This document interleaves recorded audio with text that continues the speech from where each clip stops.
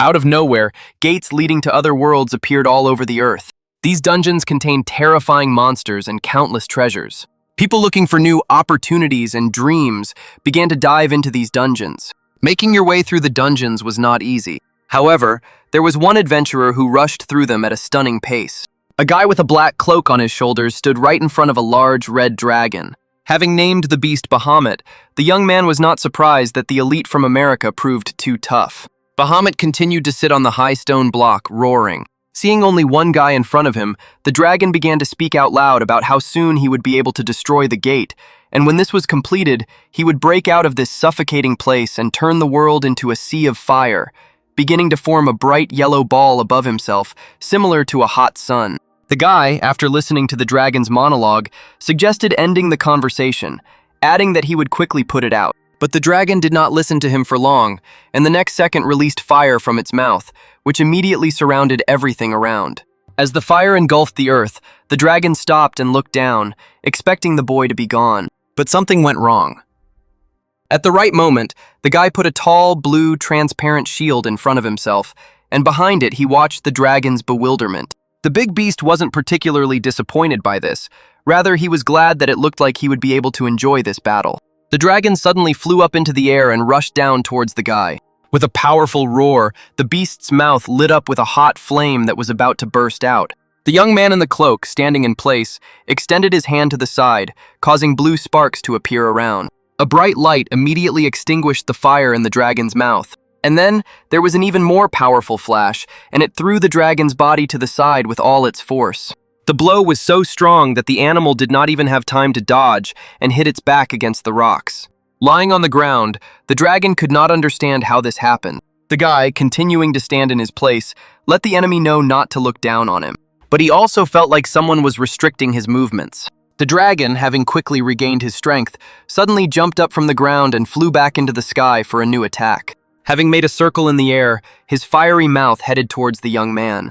And from top to bottom, the dragon released a fiery storm onto the place where the boy stood. The fire engulfed the entire area in a matter of seconds, initially preventing anyone from seeing even a single piece of free space. But when the fire died down, a boy completely untouched by the fire appeared before the beast's eyes. Not only did he seem untouched by the fire, but he himself began to emit blue fire, showing his strength. The dragon considered this impudence and was ready to attack a second time. Rushing down towards the enemy, the beast was about to open its mouth, but the guy's blue fire began to consume it much earlier. The dragon managed to see how the young man made a dash, jumping behind his back, and above his head appeared the same bright ball, only this time blue. The blue fire gradually began to consume the beast, who considered it absurd that he had been defeated by a pathetic little man. The young man, looking down at the dragon, waited for the end to come and for its power to completely absorb the enemy. The ground beneath him began to crack, forming small crevices with a blue glow. The dragon fell dead, and in due time, an incompetent adventurer rose to the top of this world, and his name was Saiki Iori. And this is the story of how he regained his incredible power. 20 years ago, gates leading to other worlds appeared. They began to be called dungeons. At the same time, special powers, later called skills, awakened in some people. Only 1% of the population possessed skills. And sometime after this happened, an organization was created for those who wanted to try their luck in the dungeons, which is now called the Adventurers Guild. That's how the world worked in the big city of Tokyo. You absolutely had to have skills if you wanted to challenge the harsh dungeon. And there is not a single person who would dare to become an adventurer without having any skills. But Saiki Iori, who was a first-level person with minimal skills, thought completely differently when he came to the Adventurers Guild. The girl behind the counter looked at the guy and asked him again if he really wanted to become an adventurer. Saiki, with a calm look, confirmed his words and asked to register, and apparently the guy really was crazy. Continuing to stand near the reception desk, the guy suddenly heard from the side how someone was being asked exactly the same question. Turning his head, he saw a cheerful girl with red hair, who also enthusiastically wanted to become an adventurer without any special skills. Saiki never imagined that there would be someone here who was as crazy as him. Standing not far from the girl, a tall guy suddenly appeared next to Saiki, standing between the young people. The guy laughed at the two newcomers, declared that this was pure suicide, and offered to personally demonstrate how everything was set up here. The girl at the reception desk, smiling sweetly, said that in that case she would hand these newcomers over to Fukumoto-san. Adventurers are divided into ranks from F to S, and the so-called middle or C rank includes many veterans. Standing with his back to the boy and girl, Fukumoto kindly offered to fill them in on the situation, as he himself was a C rank. After a brief overview of the events, Saiki followed the joyful girl outside, who couldn't contain her happiness and even hummed a song to herself. Walking down the street, the girl also asked the guy why he decided to become an adventurer. Saiki grinned and reminded them that they were making a lot of money, and even though he didn't have the skills, he also wanted to achieve his dream. When a person defeats monsters in a dungeon, they drop magic stones and various items. Magic stones are quite valuable, and even the lowest F-rank stone can cost around 10,000 yen each. And Saiki had a reason why he simply had to earn a lot of money no matter what. In a short time, he managed to work several jobs. But no matter how hard he tried to work, and no matter how much he earned, there was still not enough money. And all because he did not live alone, and with his 15-year-old sister, whom he loved very much. Their parents disappeared, and now the guy pays for their education, and their life could not be called rich. But Saiki was very happy, until one day. Arriving home one day, Saiki, as usual, entered the apartment and called Kotoha. But the sister did not answer from her room, which surprised the guy very much. Deciding that maybe Kotoha was just sleeping, he decided to check her bedroom. Carefully turning the door handle, the guy opened the door slightly. But upon entering the room, Saiki froze in place at what he saw. The boy's sister was lying unconscious on the floor, which really scared Saiki. The guy immediately called an ambulance, after which Kotoka was taken to the hospital. The doctor, after examining the girl, explained to Saiki that his sister had awakened a skill that was devouring her own body, and this disease was known as incompatible skill syndrome. A fairly rare form of the disease in Japan, this was the first such case. The only cure for this disease is a new drug created in the USA, but they have insanely expensive medical care. After discussing the problem with the doctor, Saiki learned that the cost of treatment was 500 million yen. It was for this reason that the guy decided to enroll in the Adventurers Guild. The girl, continuing to express happiness, noted that adventure seekers are people who follow their dreams. Saiki just chuckled quietly and agreed with the words.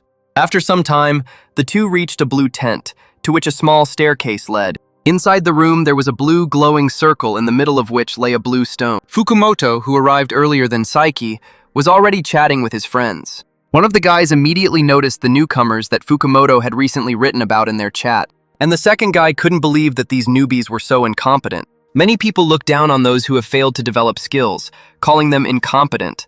But that's how important it is to have skills. The girl standing next to Saiki tried not to pay attention to the offensive words.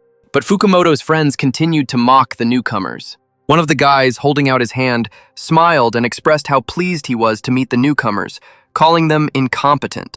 Fukumoto's second friend said that newcomers can learn a lot by watching their elders at work and observing their body movements. The red-haired girl also extended her hand, expressing how pleased she was to meet him. Saiki limited himself to words without shaking hands. Once everyone had gotten to know each other, Fukumoto was the first to head to the dungeon, promising to explain all the details along the way. The girl, wanting to quickly learn the skills of adventurers, ran after her elders, asking them not to rush. Saiki would have preferred if they had explained everything beforehand, but it was too late to object and set his own conditions, and the guy had to resign himself. Exhaling, the young man took a step towards the portal leading to the dungeon. He still couldn't forget how he was called incompetent. After all, if you look at his stats again, you'll notice that the guy had good attack, defense, endurance, and agility stats. In the guild, his status stated that he had no skills, of course, due to it being a hidden skill. Forbidden restriction allows the user to use magic from their past life in exchange for skill points. This way, Saiki will level up and gain skill points. And by using them, the guy will be able to obtain the magic that he used in his past life. In other words, Saiki was a reincarnator. In his past life, Saiki easily dealt with all the monsters that awaited him in the dungeon. Even the largest dragon fell too quickly at his hands. In his past life, Saiki excelled in magic and was called the Lone Archmage. However, even after mastering magic, he did not feel the joy that he had been able to experience in this life. The guy didn't even feel sorry about losing his skills. After Kotoha's appearance, Saiki's life became much better. Everything he achieved in his past life was nothing compared to this. But you won't be able to earn 500 million yen in your entire life, even if you work like crazy. That's why he decided to become an adventurer, to earn a lot of money as quickly as possible. S-rank adventurer. But with a forbidden restriction, this becomes possible. He will certainly earn the money needed for treatment. All that remained was to hope that Kotoko would wait for her brother. As we entered the dungeon, the sounds of battle could be heard from afar. Fukumoto, armed with a sword, quickly cut down the approaching evil spirits. Fukumoto's friends also stuck close to each other as they fought the ghost wolves. All three used different types of combat, from swords to magic. After finishing the fight, Fukumoto exhaled, stating that the fight was easy since it was an E- rank dungeon. Turning to the newcomers, the man reminded them to watch his movements carefully and learn from everything they saw. The girl, whose smile never left her face, turned to Saiki and asked why he looked so downcast. But the guy asked her not to worry about him, noting that it seemed like the girl liked Amami-san. Looking at the three of them, Saiki realized that, as he thought, they weren't going to teach them anything, but it was still better than any threats. But the young girl did not notice this, and was extremely happy to become an adventurer and see everything up close. Saiki just laughed, happy for his partner. She still should have been more careful in watching everything and learning as she went. This only made the girl even happier. Fukumoto's partners quickly dealt with every enemy in their path. But suddenly, one of the monsters looked at Saiki and his partner. The monster, opening its mouth, instantly flew towards the girl. Saiki's partner closed her eyes in fear and was afraid to even move, thinking that the monster would swallow her. But when she opened her eyes, there was a huge column lying on the floor in front of her, which had crushed the beast. Fukumoto continued fighting and asked if everything was okay. The girl screamed. As luck would have it, the column collapsed just in time, crushing the monster. Saiki answered briefly, only adjusting his sword, deciding not to say anything. Having offered his help, the guy went further after Fukumoto. Next in line was the dungeon boss. Having opened the doors, Fukumoto and his partners resolutely prepared to go forward, only to kill the boss. And Saiki and his partner could only watch from the sidelines. Entering through the tall doors, all five found themselves in a red room surrounded by trees, with various patterns visible on the walls on the sides. The first condition of arrive at the boss room without taking damage has been met. After walking a little further, Fukumoto's partners heard someone's voice. The second condition, bring 2 newcomers, was fulfilled. Fukumoto didn't expect that they could get another treasure here. The third condition of bring someone who hasn't awakened their skill yet was met.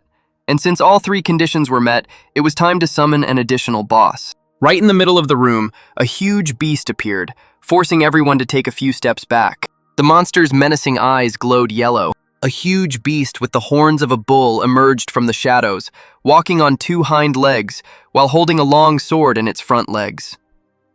To add even more fear to its opponents, the beast made terrible sounds, causing Fukumoto and his friends to run back to the exit. But before they could reach the door, it suddenly slammed shut and could not be opened. Finding the door closed, Fukumoto's partners couldn't believe that things would turn out this way. This means that their escape route has been cut off, and a fight is inevitable. The red-haired girl fearfully asked Saiki if their teachers would be able to defeat the beast. But the guy suggested just believing in their senior partners. Less than a few minutes into the fight, the beast began to defeat Fukumoto's partner. The guy is unable to cope even with his sword, and has managed to receive numerous injuries from the beast. The monster first picked him up and then threw him down, after which Yamada flew down. Fukumoto started shouting to her friend, but he didn't even hear anything. And realizing that his partner had most likely lost consciousness, he flew after Yamada to save him from falling. Saiki, looking at everything from the outside, realized how bad things were and that something had to be done.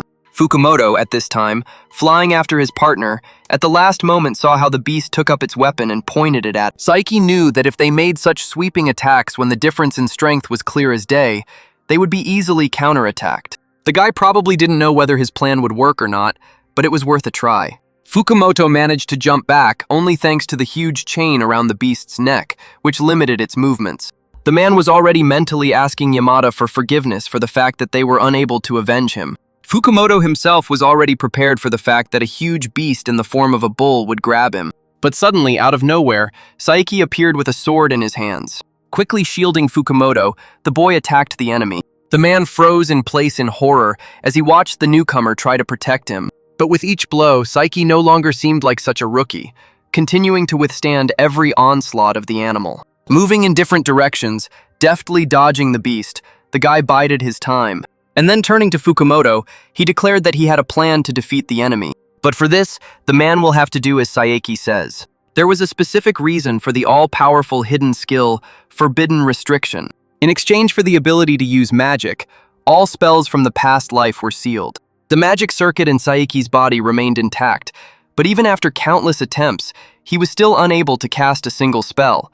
And perhaps once he lifted the restriction placed on him, he would be able to surpass his previous self. Standing in front of Fukumoto, the boy waited for him to accept his terms. The man, seeing the movements of the young man, began to suspect that he was not incompetent. And it turned out that the guy lied to everyone. But Saeki suggested talking about this a little later, because right now their main goal is to kill this monster. As soon as Saeki asked to buy him some time, Fukumoto jumped to his feet again, realizing that maybe this boy could help them. Having promised to do everything in his power and thanked him, Saeki went to fulfill his promise. In front of the two, the tall beast continued to stand, already about to launch another attack. But from the side, several fireballs flew into his face. Saeki turned his head and saw his friend Fukumoto. Hasegawa, angry that the beast killed his friend Yamada, was ready to fight to the last using his magic. This only made the beast even more angry, and Saeki had to run away. And Fukumoto, while running, asked how much time the guy needed. The young man, thinking quickly, declared that 3 minutes would be enough, since in his past life he had already fought with minotaurs. Fukumoto didn't expect that it would take so much time, because he would die while he was buying time. The other monsters in this dungeon were no match for them, but if they fought them with normal tactics, they would be finished. Saeki ran up to the red-haired girl and made sure that she was okay. The girl, without a single scratch, asked if the guy had really blocked that attack. Having gained a respite for himself, Saeki turned to Amami, who continued to sit frightened behind the columns. The young man dropped to one knee and found himself on the same level as the girl, asking for help. But Amami clearly didn't expect that she would ever be asked for help. Saeki, seeing the girl's shyness, understood how the girl herself did not believe in her own strength. The guy thought he needed to support the girl, and his thoughts confirmed the words of Amami, who immediately began to scream that she would never be able to hurt this monster. But then Saeki reminded her that wasn't this what she dreamed of, and wasn't she dreaming of becoming an adventurer? Only then did she think about the guy's words and begin to remember why she came to the Adventurers Guild in the first place. And to defeat the Minotaur, Saeki definitely needed Amami's help. The girl looked guiltily at the floor, but without thinking twice, Amami agreed to definitely help the guy. Continuing to sit on the ground, the girl asked what exactly she should do. Saeki, approaching her from behind, stated that there was no time to explain and asked him to just sit and not move. Standing behind Amami, who was sitting quietly, Saeki began to wait. The guy was definitely planning to do something, but he was either afraid of it or was just waiting. Raising her hand up, Amami heard sounds behind her and asked Saeki what he was doing. Looking at the girl, the young man asked her not to be angry with him before starting. Suddenly, Saeki's hand from above abruptly dropped under the blouse and ended up on the girl's back. Amami didn't expect this from the guy at all, and even jerked from her place. It definitely looked like sexual harassment, but that was Saeki's secret plan. The boy knew that minotaurs were weak to magical attacks. But Hasegawa won't be able to inflict a mortal wound on him with his magic. His skills were too low level, so they lacked power. And to defeat this minotaur, they need to attack him with a powerful spell. While Fukumoto was trying to buy time, Saeki continued to carry out his plan. At the moment, due to the forbidden restriction, he could not use any of his spells, so he would use Amami's magic. It was quite simple, and Saeki needed to gain control over the girl's magic circuit, after which he would add the necessary movements so that she could use magic. But Saeki understood how this could most likely still be considered sexual harassment. Amami tried her best to sit up straight while the boy's hand was on her back, but she couldn't stand the awkwardness and forced the guy to pull back and remove his hand from her back. But as soon as the guy removed his hand, Amami felt something spread throughout her body. For Saeki, this was obvious, and the guy asked the girl if she felt some kind of power flowing inside her body. All this was very unexpected for Amami, and she, turning sharply to the guy, immediately asked what he did. Saeki, deciding to keep things simple, explained that he had simply taken the necessary measures to allow Amami to use magic. But the girl didn't believe the guy's words because she didn't even have any skills. After calming Amami down, Saeki calmly stated that she now had a talent for magic. The boy had to explain that he couldn't use magic due to certain reasons, which is why he decided to rely on Amami. While the boy was trying to convince Amami of her strength, Fukumoto was almost no longer able to restrain the Minotaur. The beast tried with all its might to knock the man down, and at some point it succeeded. and Fukumoto didn't even have time to understand what was happening before he received a blow to the stomach. Blood quickly spurted from his mouth, and Hasegawa, seeing his partner being beaten, activated his magic, trying to quickly come to the rescue. But the Minotaur knocked him down in an instant, causing the man to fly to the side. Hasegawa struggled to stay on his feet, feeling the magic slowly fading. Fukumoto, leaning on his sword and barely standing on his feet, could no longer hold back the Minotaur for so long, and the man, realizing that he would not last long, shouted at the newcomer to hurry up. Even Amami didn't believe that they would be able to defeat the beast today, but only Saiki knew and was confident that his plan would definitely work. Having calmed the girl down, he asked her to simply repeat after him, adding that this language was unfamiliar to her, so it would be a little difficult. After briefly explaining what to do, Saiki asked to focus. Amami, crossing her arms in front of her and closing her eyes, began to focus as Saiki had said. Standing away from all the chaos, while concentrating her powers, suddenly her body began to glow and her magic began to awaken. Saiki, seeing how such a girl with no combat experience could maintain such concentration in such a difficult situation, realized that it was truly encouraging. Fukumoto, holding on with all his might, sword in hand, stood alone before the huge beast. The Minotaur easily knocked the man down, and it seemed that there was no time left. Saiki, seeing how little time there was, asked Amami to point his hands towards the Minotaur. The girl, not really understanding the meaning of this, put her hands forward, in the direction where the fierce fight was taking place. As soon as her hands were outstretched, the guy began to chant the Crimson Lotus Fireball spell. Amami couldn't make out Saiki's words at first, and she had to listen several times to get the spell right. But after a while, having made out the words, the girl began to shout and repeat Saiki's words, from which the magic immediately began to activate. Magic ignited in Amami's hands, quickly illuminating the space around her. The girl couldn't even believe that she would ever be able to do this. And Saiki, watching what was happening, was quite pleased with how Amami was using magic. The girl's strength grew with each word she spoke, and the light around her shone brighter. The Minotaur, seeing the bright glow in front of him, began to tense up. And suddenly this flash began to reach the beast, sharply burning its body, until the beast itself could not move. When the firestorm passed, Saiki and the others could see that the beast's body was completely burned, and it seemed like smoke was still coming from it. Amami couldn't contain her emotions at the sight, marveling at her own strength. But Saiki added that he would not have been able to achieve something like this, and that it was all thanks to the girl. Amami looked at the guy gratefully. The Minotaur began to fall dead to the ground. And once the beast was defeated, Amami could see in the system that she had received the Minotaur Axe, which inflicts a bleeding status on the target for a certain period of time, dealing damage equal to 3% of their maximum health every 5 seconds. In the center of the room, in one of the columns, one of the walls rose up, behind which a red stone was hovering. Saiki was able to increase his level, receive the title of Archmage Reincarnation, and return to level 10, with the skill Forbidden Restriction. After defeating the Minotaur, everyone left the dungeon and called an ambulance. Fortunately, 3 fighters were in stable condition, but were still seriously wounded. Saiki had no excuse for what he put Fukumoto and his friends through. But deep in the dungeon, there was a core. If it is destroyed, the dungeon will collapse, and usually the core is destroyed after the dungeon is captured. But in some cases, such as to create a training ground for adventurers, it is left intact. The stone looked like technology from that world, but he still thought that he had nothing to worry about. Meanwhile, Amami and Saiki returned to the Adventurers Guild. Now they had handed over their guild cards and were waiting for the records to be analyzed in order to distribute the rewards. After a while, a smiling guy in glasses came out to the two and thanked them for waiting. Introducing himself as Hamada, the guy said he was an employee of the General Affairs Department of the Adventurers Guild and returned the guy's guild cards. But while returning the cards, the guy also added that he would now like to ask them a couple of questions regarding the additional boss that had appeared. After Saiki introduced himself, he finally received his card.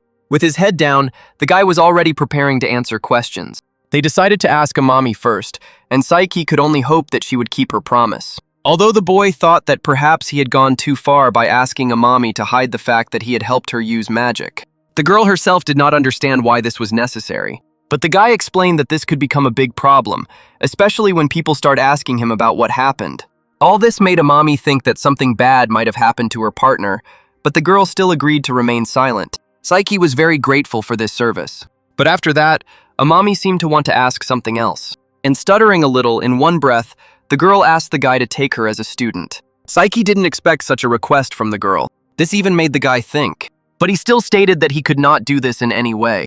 Amami looked down in embarrassment, whispering that she thought so. But Saiki decided to explain that he was refusing not because it was too much trouble or anything like that, but he was simply basing his refusal on the girl's reaction at that very moment. And it seemed to the boy that Amami was not cut out to be an adventurer. These words confused the girl even more, making her disappointed in everything that had happened. But Amami tried not to show her sadness, forcing a smile onto her face. Hamada listened as the girl explained that after Fukumoto's attacks, the monster was already on the verge of death, and Amami simply dealt the final blow to the weakened Minotaur.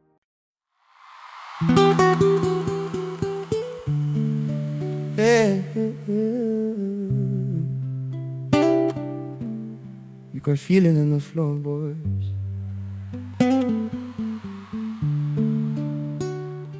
Hey.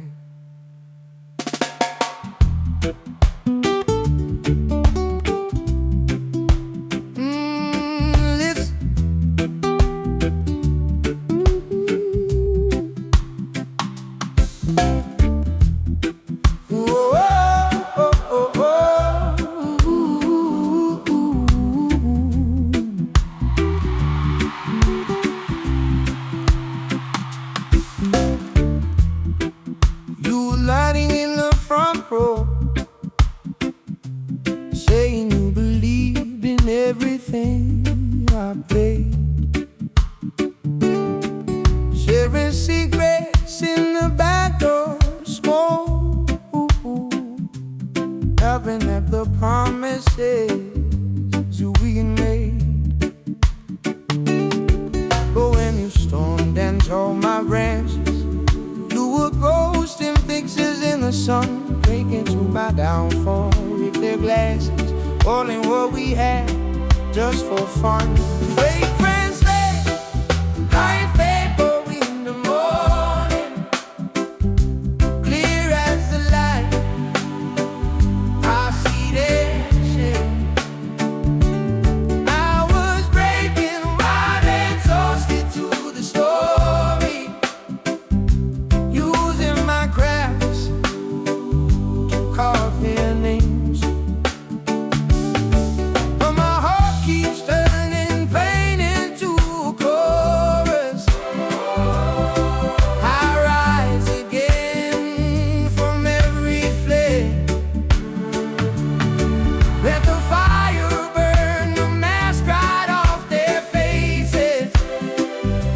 Unlock our key from the embers of my name, from the embers of my name.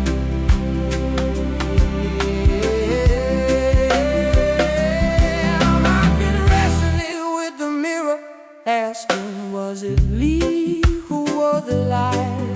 Did I barter all my boundaries just to keep a handful by my side? They were cheering when I stumbled, calling my confession just again. But I found a quiet kindness in forgiving who I was back in. From faith and sled, like vapor in the morning, clear as the light. I see their shade. I was breaking while they toasted to the story, using my crafts to carve their land from the embers. Oh, from the embers of my day.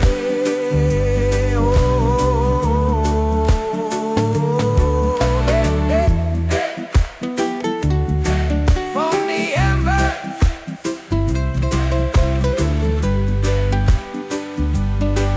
Saiki decided to confirm the girl's words, adding that they didn't have any skills. But Hamada, as if sensing a trick, asked the girl what she was doing while Fukumoto's group was fighting the Minotaur. Amami had no choice but to reply that she had simply watched their battle, and when the beast was already on the verge of death, she and Saiki dealt it the final blow. The guy continued to confirm the girl's words, saying that it was the only thing they could do. Hamada, clarifying every detail, tried to find out whether it was correct that the last blow was registered to Amami. And having received a positive answer, the guy was able to verify that these two had managed to defeat the Minotaur without possessing any skills. And handing over 2 envelopes, Hamada thanked them for their cooperation. The envelopes contained the payment for winning, and as Saiki opened them, he guessed that there was probably 20,000 yen in there. But when he pulled out the check, the guy saw the amount of 250,000 yen. It was a sum much larger than he expected. But Amami had an even larger sum, 3 million yen. That's how much it cost to defeat the Minotaur, and according to the rules of the Adventurers Guild, 75% of the entire reward goes to the person who deals the final blow, while the rest of the group splits the remaining 25 among themselves. Amami couldn't believe the amount, as if she was seeing such numbers for the first time. Hamada also explained that this was done so that the entire reward would not go to the person who delivered the final blow, and that they were rewarding not only those with offensive skills. But if Amami and Saeki were on the team, the entire reward would be divided equally, so Hamada suggested that the guys consider joining a clan. And finally, the guy said that the guild has high hopes for young people. Saeki decided to simply promise that they were incompetent and would do their best. Thus, he earned 250,000 yen on his first day working for the Adventurers Guild. But before leaving home, Amami, as soon as they were alone, said that she wanted the guy to take her check too, since she almost didn't even make it. She was very ashamed to accept such a sum. But Saiki said that without the girl's help, he wouldn't have been able to do anything either, and therefore asked to stay with him. Besides, if the guild found out that the guy took the check, there would be a fuss, and that couldn't be allowed. And to encourage the girl to take the check, Saiki reminded her that in that case, Amami could simply burn it if it was not needed. The girl immediately became angry at these words, not understanding how it was possible to burn such a quantity of money. Then Saiki asked the girl to keep the money for herself. After that, he and Amami exchanged contact information and went their separate ways. And after a long day, the guy could finally return to the quiet apartment, sit on the sofa, and generally think about the day. Saiki was pleased that adventurers really did make a lot of money, which meant that his sister could be saved. Suddenly, the guy received a message from Kotoha on his phone with a photo of the girl lying on a hospital bed, sitting with a delicious pudding. His sister boasted about how much better she felt today, and that's why she ate 3 whole puddings. But Saiki wasn't at all happy about this news. The boy understood that it might really be a feat for his sister to eat 3 whole cups of pudding, but he himself understood that she definitely would not get better without the necessary treatment. And Saiki could only ask Kotoha to wait a little longer in the hope of earning 500 million yen. To do this, he needs to learn how to use the forbidden limitation as quickly as possible. And since the guy increased his level, Saiki, among other things, also earned skill points. After looking through the system, the guy saw that he had reached level 10, at which he could summon a fairy manager. Before he could think, smoke began pouring out of the system, startling Saiki. The next moment, a little fairy was already standing in front of him with a key almost the size of her entire height on her chest. Saeki looked in surprise at the new guest who was hovering on the table. For a few seconds, she levitated in the air with her eyes closed.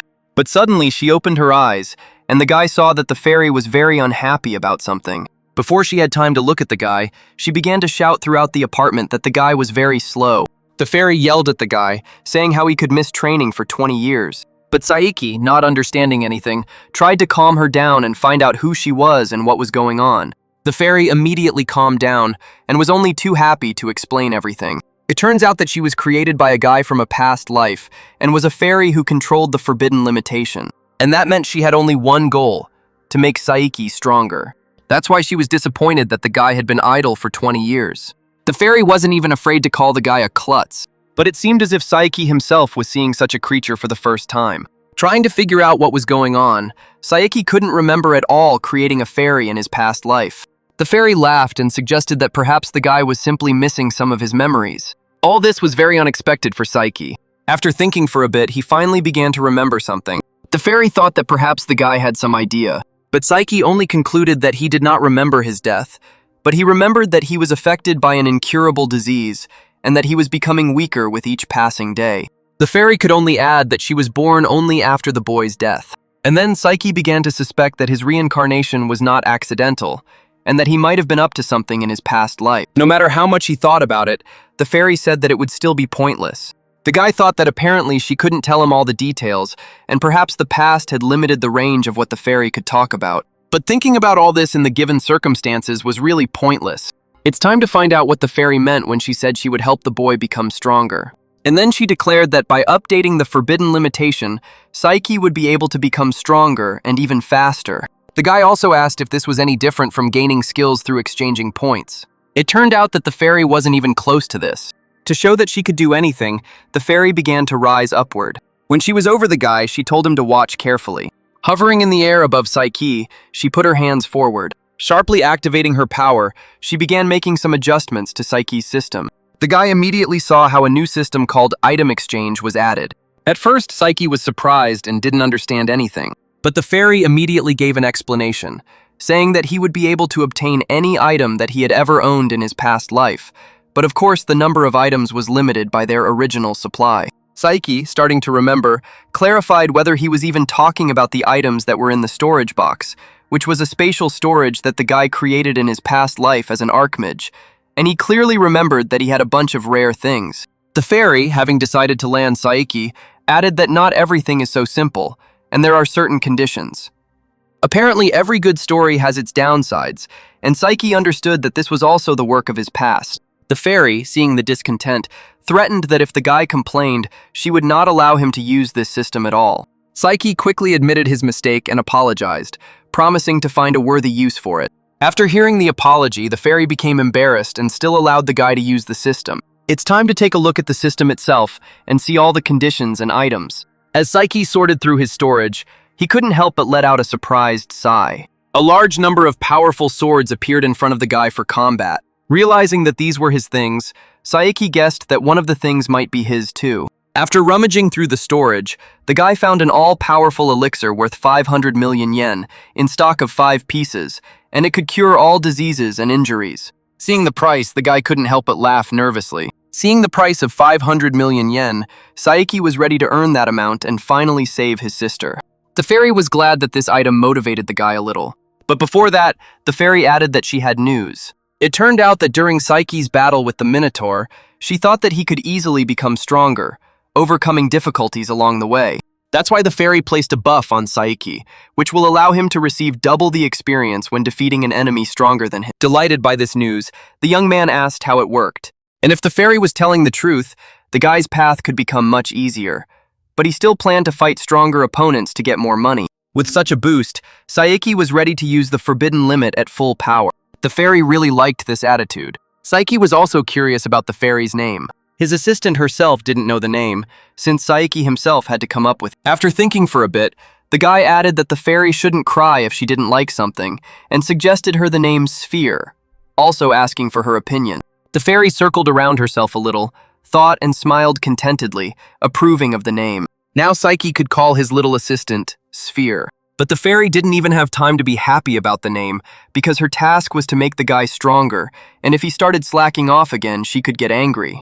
On top of everything else, Saiki is required to prepare Sphere's bath at home every day, desserts twice a day, and always have ice cream available in the refrigerator. The guy didn't expect such conditions for keeping a fairy. All this required money, but the fairy controlled the forbidden restriction, and could ask for anything in return, understanding that the guy had no choice. Now Saiki realized that this was the price for using the restriction. Having confirmed her words, Sphere was about to leave and finally declared that the guy would start doing this from tomorrow and quickly disappeared. This fairy fell on Saiki like snow on his head, and now he was alone again in a dark room. To be honest, at the moment he was quite weak. He had abilities, but he wasn't even F rank. But maybe it was even better that way and he could change that as an archmage. So Saiki will be able to reach a much higher rank than his current one, but within reasonable limits. And the next day, Saiki returned to the guild again, to the portal leading to the dungeons. D-rank dungeon raid, becoming just an extra at his rank. Standing with the other adventurers, Takai, a master of the longsword, approached Saiki to introduce himself. He also met Suzukaze, who had the skill of a variable bow and arrow. The others also welcomed the guy into the team. Takai added that they were just one person short of completing the group, so Saiki practically saved everyone. But it wasn't without one of the team members loudly reminding him that F rank doesn't get any loot, which means the guy won't get anything. But Saiki, not taking offense at the words, stated that he would nevertheless be able to compensate for his lack of skills. Entering the portal, one person from the group still told the guy that he didn't have to bother, since there were already 3 C-rank people with them. But Ozawa himself was a D rank, making the team already strong. Looking at the team, Saiki could deduce that Suzukaze was a C rank, which was strange considering his young age. Finally, everyone was assembled and could enter the dungeon. Saiki, walking behind everyone, noticed a strange tall guy walking next to him. Carefully turning his head, he saw a young guy who was clearly hiding something, and anything could be expected from him. With a team like this, Saiki will always have to be on her toes. D-rank dungeon. A large corridor appeared before everyone, with green light shining from the windows. The boss fight started almost immediately. Everyone tried to encourage each other, praising their fighting skills and techniques. Everyone gave it their all, wanting to take everything from today's fight. The youngest, Suzukaze, with her bow, advanced on the huge orc with a spear, hitting him right in the head with arrows. Takai used his focus on a point, knocking down all his opponents. All this time, everyone was shouting at Saiki that it was dangerous here and he should be careful. But the guy wasn't at all offended that he was being deprived, and even thought about when he would join the fight. Meanwhile, the large orc aimed at the rear of his enemies, but Suzukaze quickly stopped the attempted attack. Saiki immediately realized that this orc was going to use fire breath on the girl, but she herself did not seem to notice it, and if the guy did not intervene, everything would go awry. Deciding to help the team, Saiki quickly drew his sword and ran towards the large monster. The guy tried to ignore the other's cries that it was dangerous. Saiki himself simply couldn't ignore the lady who was oblivious to the approaching attack. Suzukaze, seeing the guy, at first did not even understand what was happening and was very surprised. Saiki managed to prevent the use of fire breath, and now the guy could try what he had learned last night. As it turned out, at night he was studying the system, trying to learn something new. Saiki wanted to use her skill points as quickly and efficiently as possible, and at level 10, he had 9 points at his disposal. And the first skills he could get were Fireball and Enhancement. When purchasing a skill, the system would display the corresponding skill tree, but first the guy had to be one of them. The Fireball was well suited for medium to long-range combat. But on the other hand, the boost doesn't have such limitations, and if something happens, it will be useful at close range. Any skill acquired through the forbidden restriction did not consume Ohm, which was very good. This meant that Saiki would be able to use the enhancement anywhere and any time, and such a skill would clearly be extremely useful. And after choosing a buff, it was also worth taking a look at the skill tree. While looking through the system, the guy came across a pretty good skill that immediately attracted him. Apparently, the right branch was more geared towards close combat. And since skill points weren't infinite, Saiki could focus on close combat. This meant he had even more of an advantage. As the boy attacked the orc in close combat, the others tried to shout that a newbie without skills shouldn't take such risks, and that for his own safety he should step back. But Saiki only stated that even an extra like him was capable of something. Coming close to the monster, Saiki quickly used a sonic boom, which sent him flying to the side. After this, he received double experience for defeating a strong opponent, and also increased his level. As soon as the others saw the orc fall dead, the team began to scream in surprise, not understanding how such a newcomer had managed to cope with the fight. Suzukaze is one of the few who definitely didn't consider the guy an extra after what she saw. Ozawa couldn't help but let out a surprised and pleased sigh. So Saiki got 2 levels of victory per orc, and compared to the Minotaur, this is the best that could be expected with the additional experience boost. Just as he was about to head towards the exit, Suzukaze stopped the guy and blocked his path. The girl was clearly outraged by what happened. She couldn't believe how a guy could be so strong with such a low rank. Saiki couldn't think of anything better to say than that he only acquired the skill yesterday, but Suzukaze still asked him to warn her in advance about such things. The guy, deciding that he didn't need problems, agreed with the girl. However, if something happens, it will be too late, and the team must keep an eye on each other, ready to come to the rescue. Saiki, gaining the girl's trust, apologized to her for such a thoughtless action. Suzukaze, having accepted the apology, reminded him that it was Saiki who saved her from the orc, and thanked the guy herself. The young man did not expect gratitude for such an act. And after the girl's words, Saiki's heart immediately felt warm and pleasant. It seemed like they definitely had a chance to become friends. After the battle, the remaining fighters discussed and complained that now they would have to divide the spoils equally. But Takai tried to encourage the team, saying that now with Saiki they had a chance to clear the dungeon much faster. Ozawa, accepting his mistakes, decided to apologize to the guy for his rudeness. And then Saiki, in response, also decided to apologize for not warning everyone in advance. Saiki hadn't told them precisely because, if they knew the truth, they might reject his application to join. But now the guy had begun to be accepted into the team, and he was definitely no longer just an extra. And Ozawa confirmed the guy's thought, saying that he was counting on him. And shaking hands, Saiki promised to do everything possible for the team. The boys' raid went smoothly, and then shortly after they defeated the dungeon boss, the experience points they received for the dungeon were doubled. As a result, Saiki was now level 17. The guy even felt there was a catch in the fact that everything went so smoothly. Takai, walking ahead of the team, exclaimed the whole way, rejoicing at how Saiki also contributed to the battle. The guy's abilities exceeded all their expectations. And now it's time to finally return to the guild and celebrate to the fullest. But suddenly, while climbing the stairs, one member of the team stopped abruptly. Horror was immediately visible in his eyes. And then the guy saw a long blade pass through his chest. The whole team tensed up in fear, trying to understand what was going on. Behind the guy stood the same mysterious guy that Saiki had seen. The guy quite deftly pierced the dagger through the victim's chest, after which he fell dead to the ground. No one could understand why this guy was doing this, and even less did anyone know what to do. The guy, looking at everyone with a crazy look, only stated that he had just committed murder. Takai, seeing the loss of his friend, became seriously angry and was ready to do anything for revenge. Having run up to the enemy, the two immediately clashed in a fierce fight. The guy was obviously strong, since he could skillfully parry Takai's blows. But the rage over his friend's death could no longer be hidden, and Takai, ready to fight to the last, tried to hit with all his might. At the moment when it seemed that the enemy was about to fall, the guy simply jumped back sharply and deftly flew back. Suzukaze, looking tensely at her friend, exchanged glances with Saiki, realizing that something needed to be done. But Takai shouted in time for them not to interfere, because he could not allow the loss of another team member. And Takai himself could not calm down until he killed this guy with his own hands. Suzukaze shouted that now was not the time for such speeches and was ready to come to the rescue. But Saiki stood in front of her, declaring that he also had things that he would never give up. It wasn't worth Takai risking his life alone. From a logical point of view, this was indeed true. But the world is full of illogical things. For example, the desire to take revenge on someone for the death of someone dear to you. Suzukaze understood perfectly well what Saiki was talking about and decided not to get into a fight. Takai thanked the guys for their understanding and the opportunity to let him take revenge himself. And when the enemy was completely in Takai's power, the boy, pointing his sword, was ready to fight to the last drop of blood. All this time, everyone saw the red stone, which meant the exit from the dungeon. But now it seemed that not everyone would get out of here. Saiki, watching the fight, analyzed Ozawa's every action. His weapon looked dangerous, and he must have killed quite a few people with it. But now this knife has become much stronger than it was originally.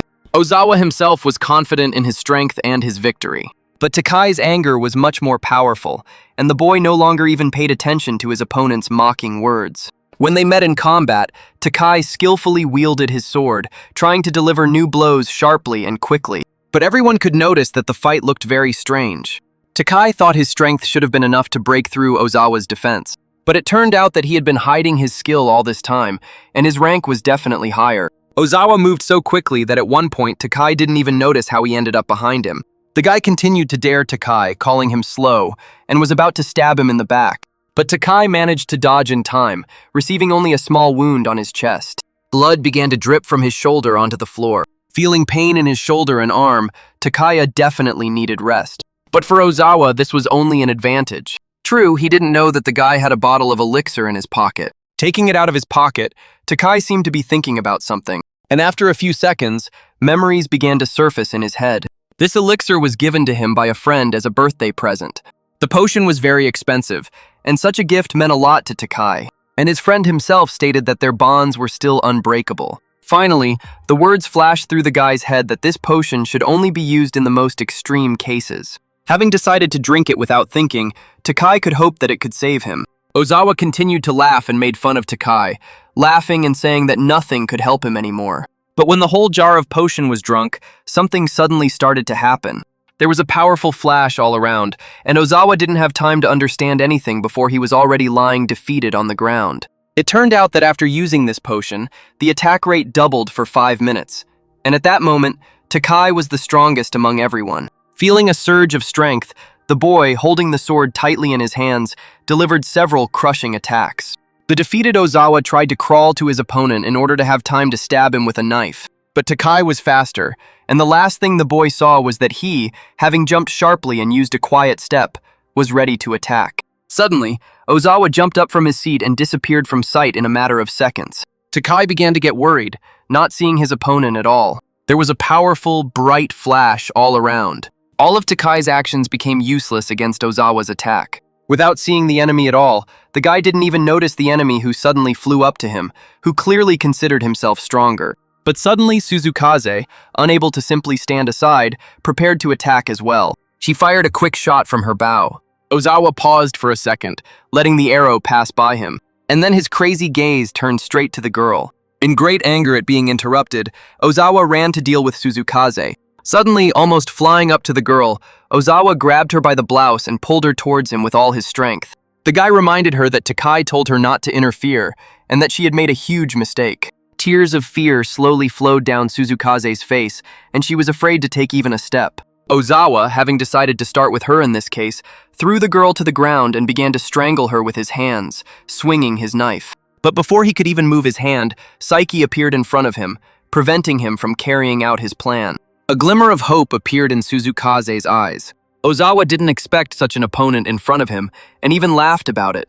And since Saiki had the right to interfere with him, Ozawa decided to kill him first and then deal with the rest. Takai, with wounds on his face and barely able to stand, only asked Saiki to defeat the enemy for him. And after these words, the guy fell to the ground. Saiki was left alone in front of Ozawa, shielding the girl sitting on the floor. The guy had already managed to get on Ozawa's nerves, and he didn't even believe that some extras could defeat him. But suddenly, Saiki, without answering, fired a quick shot in the form of a large blue ball. Showing that he wasn't afraid, the boy smirked as he saw Ozawa being knocked off his feet. The enemy himself started shouting for the guy to stop showing off. But Ozawa's speed and weapon presented a major challenge, and Saiki had no time to stand on ceremony. The guy's enemy, after each attack, quickly came to his senses and, once again getting back on his feet, was ready to fight again. Having gained a foothold, Ozawa ran sharply towards Saiki, surrounding him from all sides. At that moment, the guy froze in place, analyzing his every action. And having waited for the right moment, the young man was able to parry the blow from the front, holding his sword in front of him. Ozawa struck the blade with the knife and noted how keen the boy's eyes were. Saiki was able to easily repel even such an attack, which once again amused the enemy. Both boys were taunting each other, throwing insults at each other, provoking each other. Just when it seemed like Ozawa might strike again, Saiki suddenly pushed the boy away, causing him to lose his balance. Seeing him flying back, the young man prepared to deliver the decisive attack. Suzukaze, looking at everything from the side, couldn't help but notice how fast Ozawa was. But for Saiki, his speed wasn't a problem, and such a skill certainly did not pose much of a threat. Using a rapid acceleration, Saiki himself began to run after Ozawa. The attacks of both of them became stronger and stronger with each blow. And in that moment, the guy found himself face to face with his opponent, showing his advantage. Suzukaze, watching the battle unfold, looked at Saiki in surprise, not believing that he could be so strong. Ozawa, at the moment when it seemed that their strength was equal, could not accept the fact that the guy had caught up with him. But Saiki's swordsmanship and defensive body movements placed him at a level above that of an ordinary beginner. But what scared him more was the strange feeling emanating from the guy. With every cell of his body, Ozawa felt Saiki's terrifying aura, which dulled his strength significantly. It was even becoming unclear who this guy really was. Ozawa's strength began to decline, and the boy no longer understood how to win. Suzukaze stood behind a large rock the whole time to avoid being hit. And when Ozawa looked at the girl, an excellent plan immediately formed in his head. Having launched a projectile at the girl, Suzukaze only managed to scream in fear and hide deeper behind a rock. In that moment, his hand was already close to her, which made it even more frightening. But Saiki, considering this a dirty move, sharply parried the attack, plunging his sword into the enemy's back. Ozawa froze in place, at first not even understanding what had happened. He clearly didn't expect to see a guy next to him so quickly. The long blade entered the enemy's back with all its force. For Saiki, this move was the most obvious, which gave him a great advantage, and Ozawa was already lying on the ground in front of him with a large wound. Ozawa, not wanting to give up so quickly, shouted that it was not over yet and tried to use a destructive ram. But something definitely went wrong. The guy couldn't use the skill at all, which surprised him greatly. Saiki's opponent immediately began trying to find out what he had done. Skills and spells are similar to each other because they both require mana. And so the guy struck the vulnerable point of the mana channel in Ozawa's body. In this way, he was able to stop the flow of his mana. That's why he couldn't use his skill. Ozawa couldn't win with his speed, and now he couldn't use his skills either, making him very weak. He only had a knife left, but being cornered, it was too late to try to do anything. Ozawa, lying on the floor, could not contain his anger and shouted the guy's name. Despite his defeat, he was ready to share with Saiki one interesting piece of information about the dagger. Turning his head towards the boy, Ozawa asked him to kill him with this dagger, because then he would become stronger every time he killed with it. And it turns out that he would gain more experience from killing people than from monsters, a fact they carefully tried to hide so that adventurers would not start killing each other. Suzukaze, hearing the guy's words, was convinced that he was crazy. But Ozawa continued to say that he was giving the dagger to Saiki, and again offered to kill him for experience points. He also added that after this, the guy will know what it is like to take someone's life. Now Saiki understood why Ozawa was killing people left and right. The guy, lying on the ground, waited for them to finally kill him, repeating only the words about death. But Saiki even felt a little sympathy for his enemy. Hearing the words about sympathy, Ozawa did not understand what the guy meant. But Saiki could understand some of Ozawa's feelings, as he seemed unable to escape the cursed desire to become stronger. And if it weren't for the prohibitive restriction, he could have become the same. In his past life, he saw many people who had to choose a path through which they became stronger. Ozawa, not hearing an answer, began to scream even louder so that the guy would finally kill him. But Saiki didn't even think about doing this, and nothing could convince him otherwise. Ozawa couldn't understand the reason, because Saiki himself said that he understood his feelings. But more than that, Saiki also thought they were similar. And if the guy kills Ozawa, something inside him will definitely die, and that's why he won't do it. Ozawa, not waiting for his death, suddenly opened his mouth, pulling out a small gray ball. And as soon as the ball touched the floor, a bang was heard all around, and then the entire space was filled with smoke. Covering his mouth, Saiki realized that the boy had used a smoke bomb. And as soon as the smoke began to clear, he saw Ozawa kneeling, holding a dagger in his hands, preparing to plunge it into his own stomach.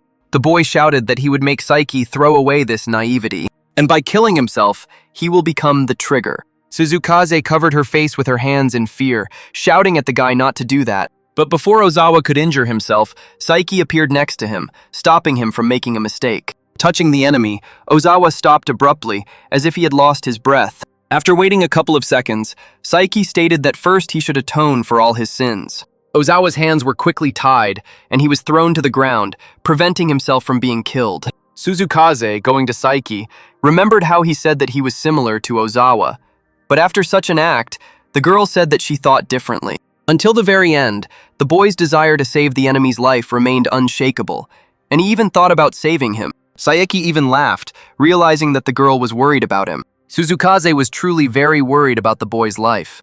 At that moment, he scared her deeply, making her worry like never before. But Saiki immediately calmed the girl down, stroking her head and thanking her for her concern. Suzukaze looked away and admitted that she should be thanking the guy for saving her. After this, Ozawa was arrested. Takai, already in the hospital, couldn't hold back his tears, thanks to Saiki. After all, Suzuki was safe only thanks to him, and the guy was very grateful for such enormous help. Saiki was also happy to help, seeing that there were no deaths today. When Ozawa suddenly attacked Suzuki, another millimeter and he would have hit vital organs.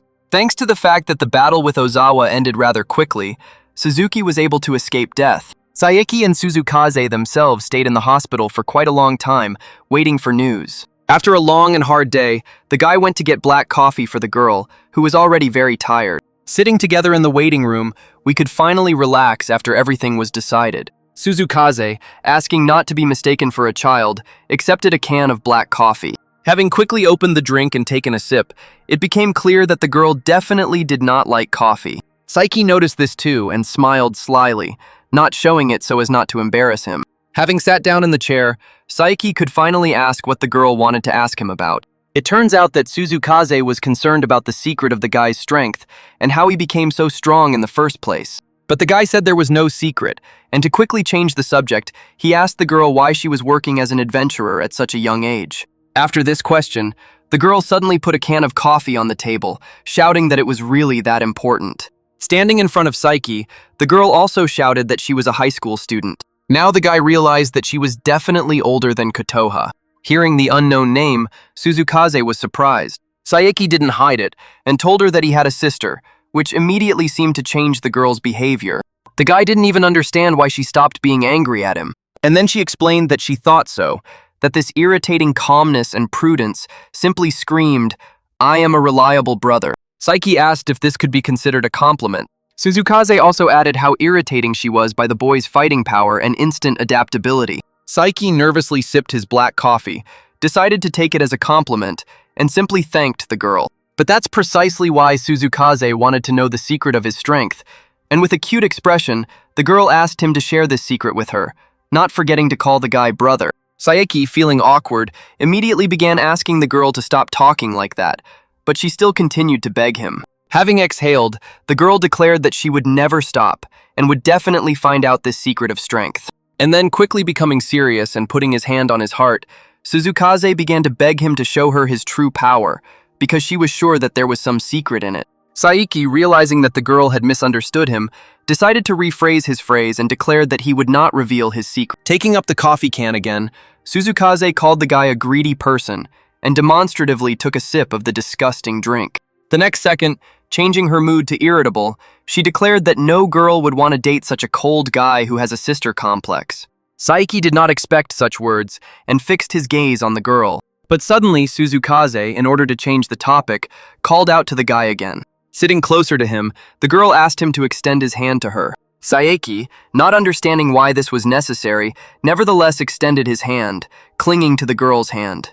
The guy felt some tension while the girl was doing something with his hand, but Suzukaze didn't answer and continued to try to put something on as if she was trying to put it on. And then, joyfully unfolding my hand, I found a bandage on my middle finger covering a small wound. Saeki began to smile at this display of concern, as he hadn't thought that something like this would confuse him. The girl immediately noticed the guy's wide smile and began to rejoice. But the guy quickly removed it, saying that she imagined it. But Suzukaze, continuing to be polite, stated that apparently this was to be expected, since such a cute high school girl was courting the guy. After this, the girl canceled the status of a person with a sister complex, for which the guy was very grateful. Continuing to sit in the waiting room, Suzukaze took out her phone and asked the guy to give her his contact information, since she had so many questions about strategy and so on. Saeki was not against all this and was happy to answer any questions at any time. The girl laughed, covered her face with the phone, and suggested that they go to the dungeon together next time. Saeki, trying not to show it, said that he would go if he had time. This answer slightly offended the girl, causing her to pout. It turned out that the guy wouldn't be able to answer her at any time. When it started getting dark outside, before they went their separate ways, Suzukaze said that she wanted to meet the guy's sister. Saeki tensed for a second, but then he calmed down and waved back to the departing girl. On his way home, he thought how happy Kotoka would be to have a new friend. When he got home, the guy took a shower and could finally rest. After getting out of the shower, Saeki saw messages from his sister, exclaiming how wonderful it was today. Also attached below was a photo of Kotoha smiling and playing the console. Saeki, reading the messages, was happy to hear good news, dreaming of finally curing his sister. Having written that someone wanted to meet her, the guy was about to send the message. But suddenly, a sphere appeared right before his eyes. The fairy, appearing before the guy, began to remind him of important words. She started screaming and started shouting about the bathroom, 2 snacks a day and ice cream in the fridge. From this entire list, Saeki only prepared a bath. The guy completely forgot about it and began to feel guilty about it.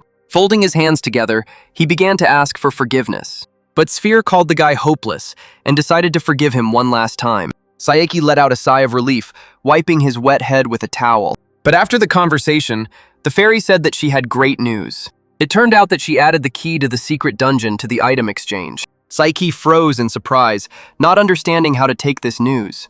The next second, a system appeared in front of the guy, ready to show him the key to the secret dungeon. Saeki looked closely at the small screen in front of his eyes. Sphere also added that this was the key to a super hard dungeon, and only one guy had access to this dungeon. Having piqued Saeki's interest, the fairy suggested that he press a button in the system and see what would happen. The guy decided to listen to the fairy with interest. Before his action, he checked with the sphere whether he was doing everything correctly and received a positive answer. And as soon as the guy pressed the button, a list of things appeared in front of him. But what surprised him most was the 50% discount next to one item, and he asked the fairy what it was. Sphere enthusiastically explained that this was to make the guy want to buy more and more things, and they appear because the people of this world cannot resist the word discount. The guy only noted how the fairy had already gotten used to this world. But Sphere didn't react to the praise and suggested using the key faster and finally increasing her level. Psyche didn't need to be told twice, but he was still confused that even with the discount, a C- rank dungeon cost 1,000,000 yen, and he could certainly afford it considering how much he would earn. But something still stopped him. Seeing the doubts, the fairy added that in the secret dungeon, the enemies would be much stronger than usual.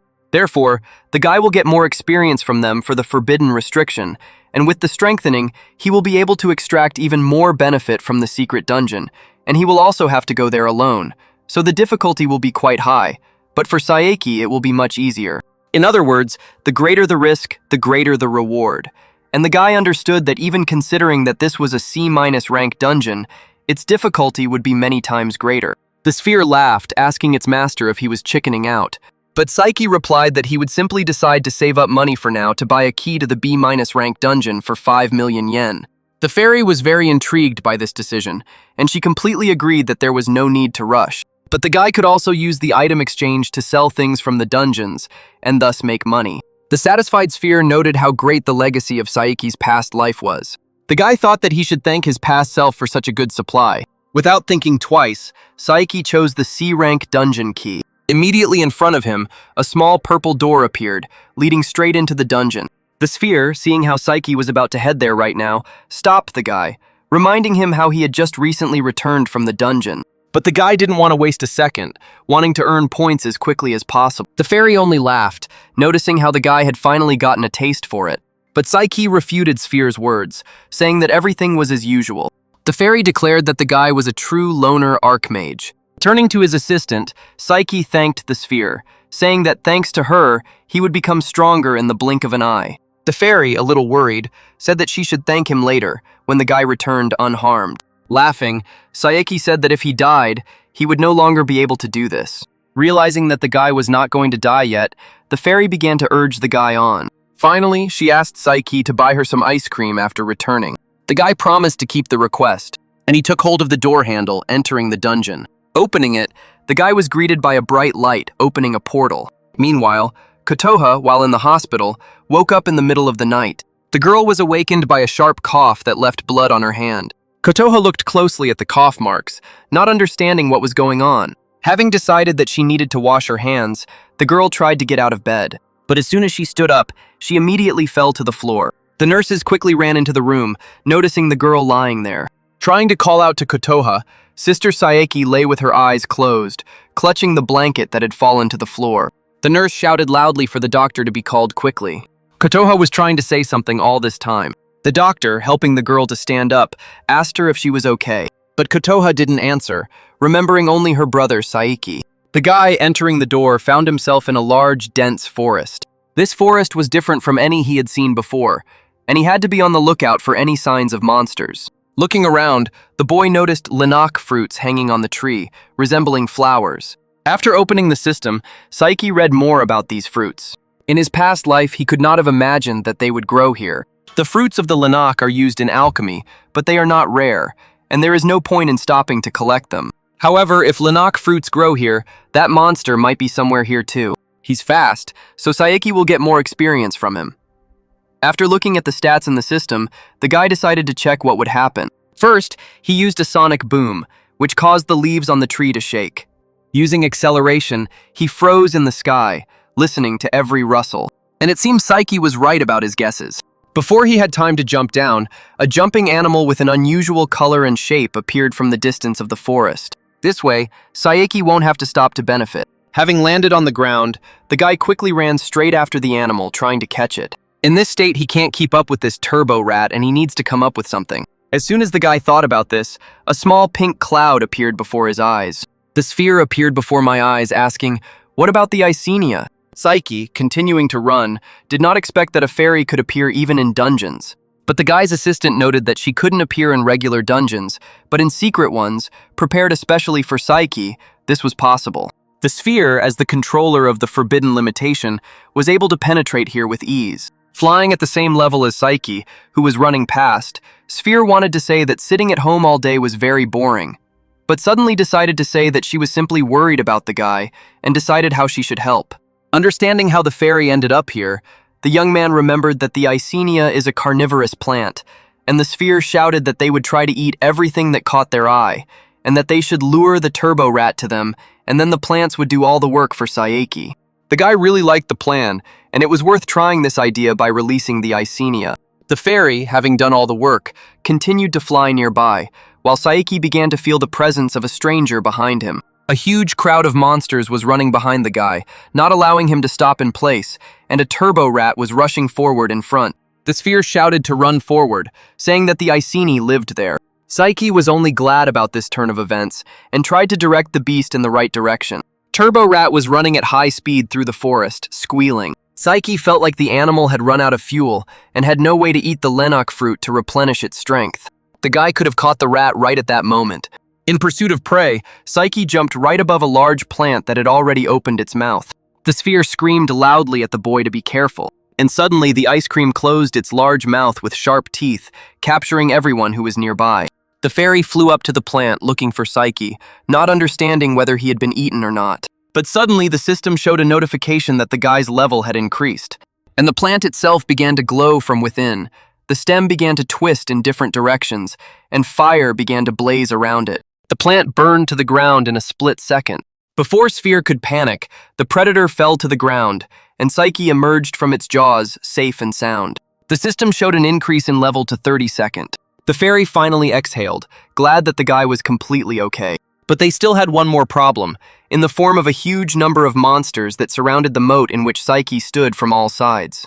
The enraged monsters were preparing to attack at any moment. Sphere suggested retreating, thinking that they would not survive this fight, but Saeki thought differently. Now everything was completely different, and he felt much stronger. Having used the enhancement, the guy began to prepare for the attack. Having completed his preparations, the guy was full of determination. Gathering a fireball of Crimson Lotus in his hand, he threw the charge at his opponents, stunning and blinding each one. A bright flash surrounded the entire ditch, making it impossible to see anything for the first few seconds. Before the smoke had cleared, Saeki saw in the system that he had gained 20 levels. Sphere, folding her arms and standing next to the guy, stated that helping him turned out to be quite a difficult task. But Saeki reminded him that the fairy was only screaming somewhere behind his back. These words made Sphere very angry, and she immediately began to get indignant, forcing Saeki to shut up. The guy didn't decide to be cheeky to the fairy, because she could very well help him in the dungeons. But Saeki still laughed off to the side at how loud she was. And yet, since their first fight with that turbo rat, they had made so much progress that Sphere couldn't even remember who else was capable of something like that. Before leaving, Sphere reminded everyone to check and make sure that all the dropped items had been collected. After looking at the items in the system, Saeki was confused by the fact that there were so many items of rare quality. But it all made sense, since the chances of rare items dropping in secret dungeons are quite high.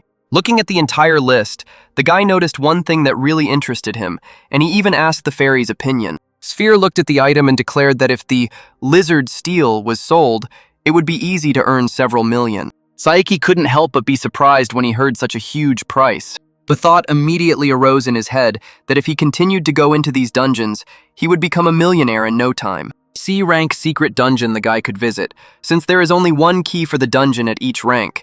And in that case, next time Saeki will just need to go to the B-rank dungeon. Sphere considered the guy too confident, reminding him that there is a colossal difference between B and C ranks. But before the guy could answer, he suddenly felt the presence of someone else. It seems they have no time left to relax and chat, and they should be on guard. Saeki, turning around, noticed a devil in female form on top of a large lizard, which was carefully sneaking up on the victim.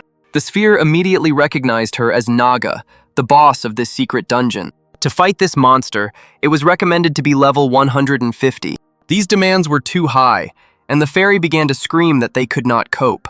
But Saeki was only thinking that Naga would be a great handicap.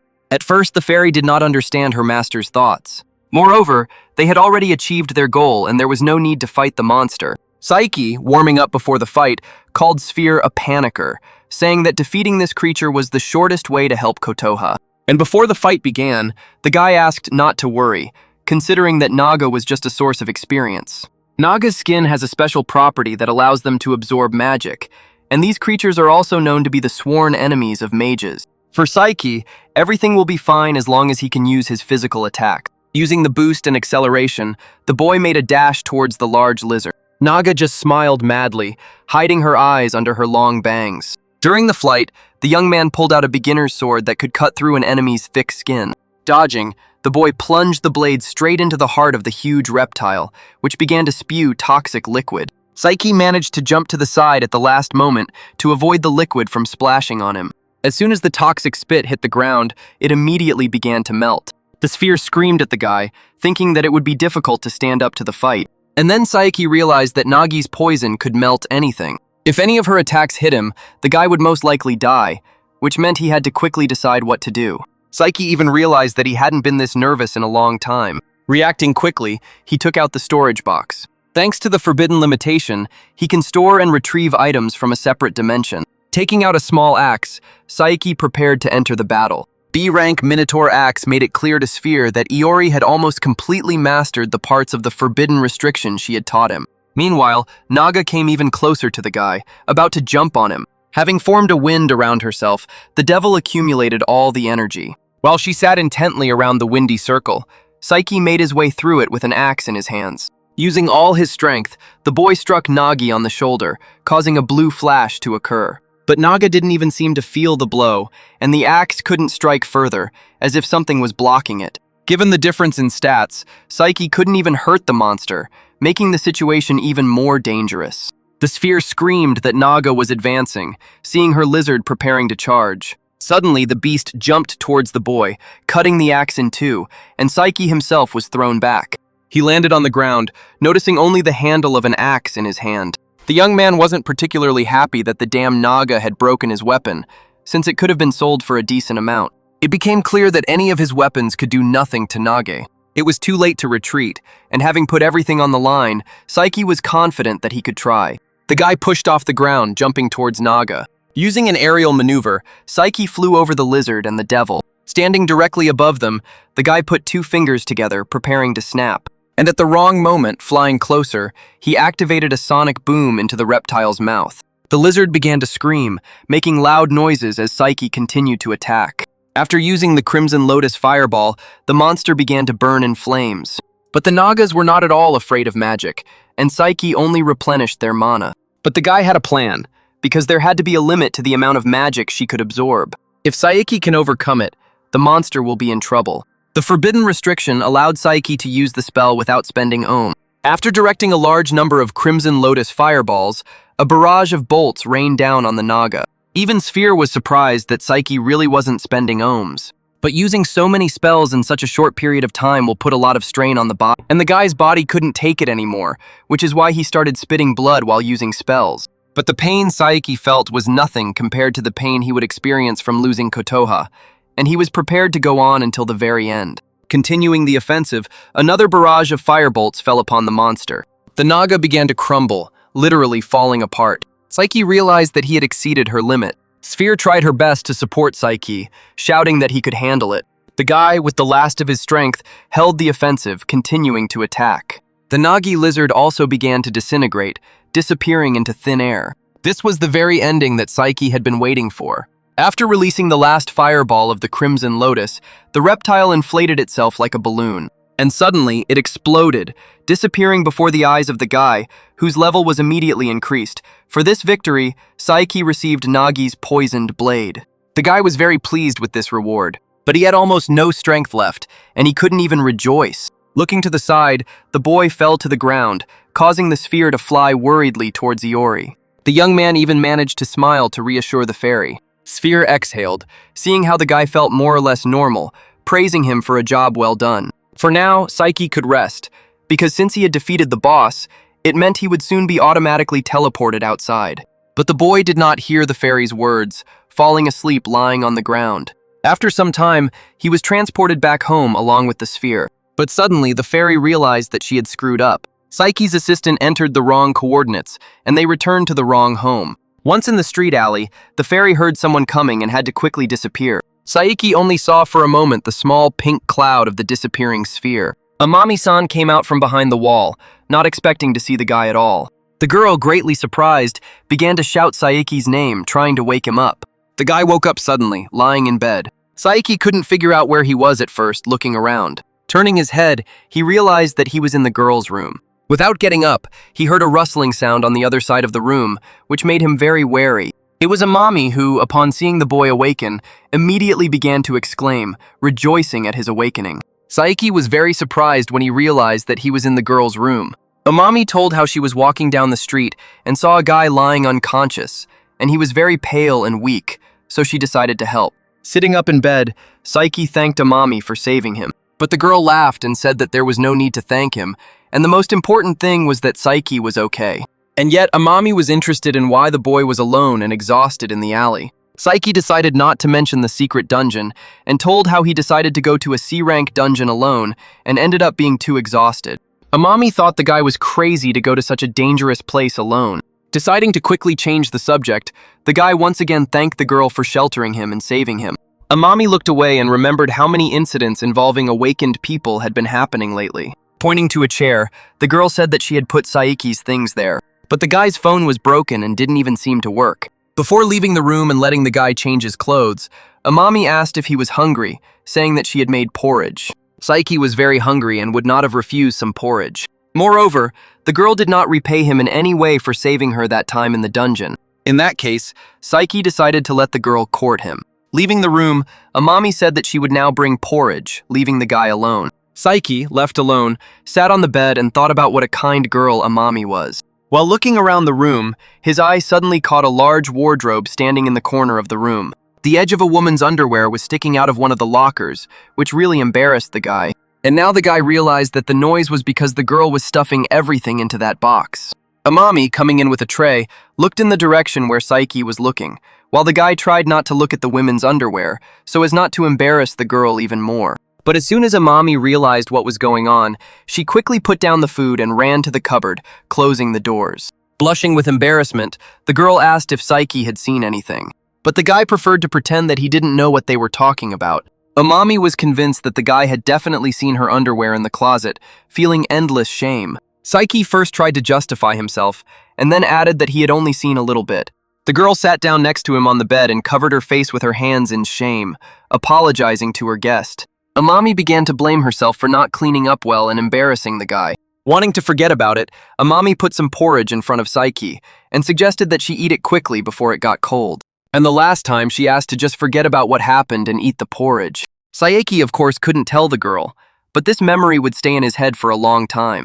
Having thanked for the food, the guy began to eat the porridge. Just taking one bite, Saiki felt how delicious the food was, and the porridge itself had such a delicate taste. Amami was very pleased to hear this, and she even shared that the secret ingredient was grated ginger.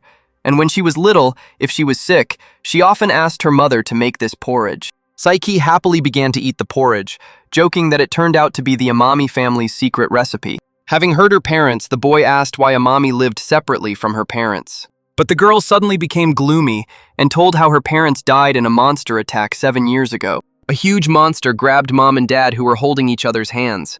And Amami herself hid under the car all this time, doing everything she could to not reveal her location. The girl saw with her own eyes how the monster tore her parents to pieces, leaving nothing of them. Saiki apologized for asking such a question, noticing how it seemed to stir up unpleasant memories.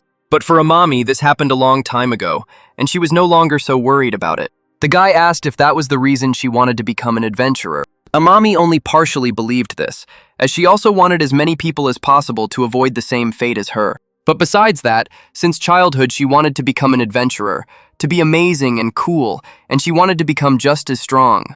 That's why Amami tried to force the guy to take her as a student. The girl might not have been cut out to be an adventurer, but she still wanted to give it her all for her own sake. Anami-san will definitely continue to try to become an adventurer, no matter what difficulties come her way. And instead of acting for her own personal interests, she tries to act based on her beliefs. Looking at the girl from a different angle, Saiki knelt down and bowed. Amami was even embarrassed by such a gesture and began to ask Saiki what he was doing. The guy, without raising his head, recalled how he had said that the girl was not suitable to become an adventurer, and now he wanted to take those words back. And already kneeling, Saiki asked Amami if she would be willing to become his student. The girl couldn't hold back a surprised sigh, and covering her face with her hands, she stood in one place for a few seconds, unable to say anything from shock. She didn't even understand at first what the guy meant. But Psyche explained that the most important thing for an adventurer is not strength, not talent, but courage. And it seems that Amami has plenty of it. And since she was so brave, the guy wanted to help her. Saeki was quite busy at the moment, so it would take him some time before he could begin training Amami, but only if the girl herself was okay with it. Amami, having come to her senses after such an unexpected offer, bowed to the guy in response, as a sign of gratitude. Having expressed great gratitude, the girl said that if he was truly satisfied with her, then she would like to become his student. Psyche smiled and promised to make the girl a first-class sorceress. Amami straightened up again, unable to contain her joy. Tears of joy streamed down her cheeks, and the girl exclaimed that she was looking forward to the start of their work together. After Saiki recovered, he returned to his apartment.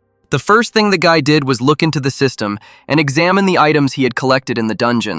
As a result, he received a lot of different items, equipment that is considered a rare drop. He had 2 items in his inventory that he could definitely sell for a very good profit. He decided to leave everything else and use it in future battles. The weapon he used in the battle with Naga was already broken, but the guy was still lucky that he got a rare item. It could be equipped, and then the guy would have a better chance of defeating even very strong monsters. At this time, Sphere was next to him with ice cream in her hands. After the last trip to the dungeon, Psyche's level rose to 70, which was not good news. The fairy also noticed that he was now more or less like a C rank. There was still a long way to go, but the rate of growth amazed even the Sphere. The boy's assistant began to praise him for the way he distributes his skill points, and the new spell suits Psyche perfectly. Psyche thanked the fairy for her kind words and asked how much he could get for selling the loot. The system immediately showed the amount of 70 million yen. The guy couldn't be happier with this amount because it brought him closer to his goal of 500 million. Sphere, sitting with an ice cream half her height, noticed someone calling the guy. Psyche didn't expect that as soon as he fixed the phone, people would start calling him. But when he saw that Dr. Kotohi was calling him, the boy became tense and began to worry. The young man quickly picked up the phone and greeted the doctor.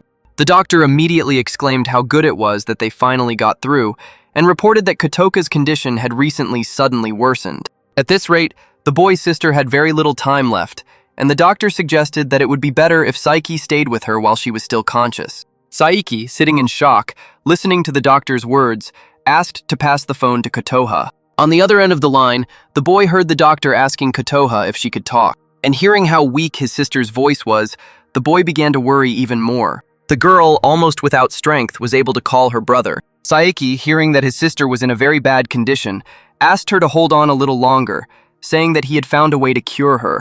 The doctor, hearing the guy's words, began to ask him not to make rash decisions and to spend the girl's last minutes of life next to her. But only Kotoka smiled faintly, believing in her brother's words and believing that he could save her. The girl promised to wait for the guy, feeling how a little faith made her live. Psyche thanked his sister, saying that there was only a little bit left. After hanging up, the guy stood silently in the middle of the room for a few seconds, thinking about his next step. Looking at the sphere, he wondered if he could earn 500 million if he cleared the A- rank secret dungeon. The fairy only suggested that it might work, but she was still sure that it was pure suicide. The guy himself thought the same, but for his sister's sake he had to do it. Sphere began to worry even more, realizing that he could no longer be stopped. Challenging an A-rank dungeon with C-rank stats was a very dangerous idea. She started shouting after the guy who was leaving that he would never be able to completely clear the dungeon. But seeing that Psyche wasn't even listening to her, she was offended, realizing that the guy could no longer be convinced. Psyche didn't even think about it. He needed to go and earn the required amount quickly because he was running out of time. The sphere decided not to stop the guy, but on the contrary to help him, no matter the cost. Psyche was very grateful to the fairy for this. Having collected his thoughts, the guy pressed the button to enter the A- rank dungeon. A second later, his feet were already standing on the cold stone. Raising his head, a tall tower appeared before him, reaching up to the sky, and Psyche could finally see what an A-rank dungeon looked like. Sphere, having gone with the guy, explained that Psyche needed to clear the dungeon, going through 5 floors of the tower and defeating the boss on the top floor. The young man, approaching the tower, realized that it seemed like it would take a long time to collect. The tower has safe zones that monsters can't detect, and the sphere has asked for navigation. Before entering the tower, the first monster was already waiting for the guy near the entrance to the gate. The tower's huge gatekeeper, a white Nemean lion, lay still and looked with burning eyes at those approaching. The sphere stated that the guy is currently at level 70, and the optimal level for defeating the lion is 320. Iori stood frozen in front of the beast, barely hearing the fairy's question about whether he could win. But to the guy, it was just an A- rank monster, and he was confident that he could defeat it even with his eyes closed. And if anything, it was even better for him. During his solo grind, when he was attacked by a horde of monsters, it turned into a real disaster. And if he manages to defeat the lion first and get a rare drop, the rest of the raid will become much easier. The lion stood up abruptly and began to roar with deafening force, frightening the sphere. The guy hoped that they would fight at close range. But still, Psyche used his precious experience points to unlock this particular skill. Without drawing his sword, the boy ran towards the beast, activating a new spell, Tenma, which immediately formed a blue glow around him. Tenma is a spell that causes a significant increase in physical abilities, and while it is in effect, the boy is covered in high concentrated mana. The spell provides quite a lot of benefits, but its cost is comparatively high, so it should be used very carefully. But thanks to the forbidden limitation, Psyche can use it for 0 ohms. The guy could use it without any restrictions. Despite his current stats, he can fight on equal terms with any A- rank opponent. However, he should not overtax his body with continuous use of magic. After all, he didn't want to repeat the same mistake that Psyche made in the battle with Naga. Suddenly, the system showed a notification about unlocking a special quest, but the guy himself did not understand what quest was being discussed. Sphere stepped in, explaining that special quests were a chance for Psyche to grow quickly. The guy was very grateful for this opportunity and wanted to know the details of the quest right away. A special quest, the summoning of magic and familiars, was to force the white Nemean lion to surrender and then tame it. It was a little different from the summoning magic the boy was familiar with, but it was still very interesting. The reward for completing the quest was the summoning of the Nemean lion itself, which could significantly enhance his combat potential. It turns out that Psyche needed to subdue the beast, but not kill it. After reading all the conditions, the guy realized that it looked like he would have to change his strategy. Taking a step to the side, the young man put his hand forward and prepared to receive the blow. As soon as the lion was close, the guy touched its mane and pressed, and then very loudly gave the command to lie down, using magic. The beast paused for a second, and Psyche tried to figure out what he wanted to do. And unexpectedly for everyone, the beast let out a monstrous roar, and the guy recognized this technique as wind armor. Apparently, it wouldn't be that easy to damage the lion, and the young man should have come up with a better plan. Sphere, noticing how Psyche had slowed down, shouted at him not to play the fool. After calming the fairy, Iori explained that in order to subdue this beast, he must show it how great the difference in their strength was. Sphere, seeing him fight an A-rank monster recommended for level 320, felt like it was impossible. Everything was completely different. The animals had quite terrifying blows, but the sequence of their attacks was quite simple. Moreover, it seemed to him that with the help of this beast, the guy would be able to clear this secret dungeon. And Psyche was 100% sure that he would definitely make the lion his own. Having gone around the other side of the beast, the guy decided to strike the beast. The beast noticed that the guy was preparing to strike and suddenly jumped back. The lion continued to growl menacingly at his opponent, unable to contain his anger. Now Psyche knew the sequence of the beast's attacks and could strike at the right moment. So, without a single hesitation, the guy punched the approaching beast with all his might and continued to punch him without stop. Having already invited the lion to bow before him, the guy swung again and decided to hit with all his strength. But suddenly, as soon as he touched the beast, there was a powerful flash, and Psyche jumped back in time.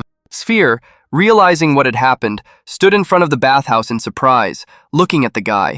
He actually managed to defeat the A-rank monster, who fell to the ground from a series of blows. Standing in front of the lying beast, Psyche gave the command to lie down, saying that this time it would be better to obey him. The lion obediently lay down in front of the guy, putting his paws under his head and humbly looking forward. Sphere couldn't even believe that the guy was able to subdue the white Nemean lion so easily. After subjugation, the system closed the special quest, now giving the opportunity to summon the beast as an assistant at any time. Psyche gained summoning magic, leveled up, and also received the white lion gloves. The guy didn't even expect that by subduing the monster, he would gain experience and loot. The fairy shouted with delight that he had now turned the enemy from the dungeon into his familiar. He completed a special quest, which was much more difficult than simply defeating a monster, and even received extra points. As it turned out, the guy rose to level 120, adding a whole 50 levels to his rank.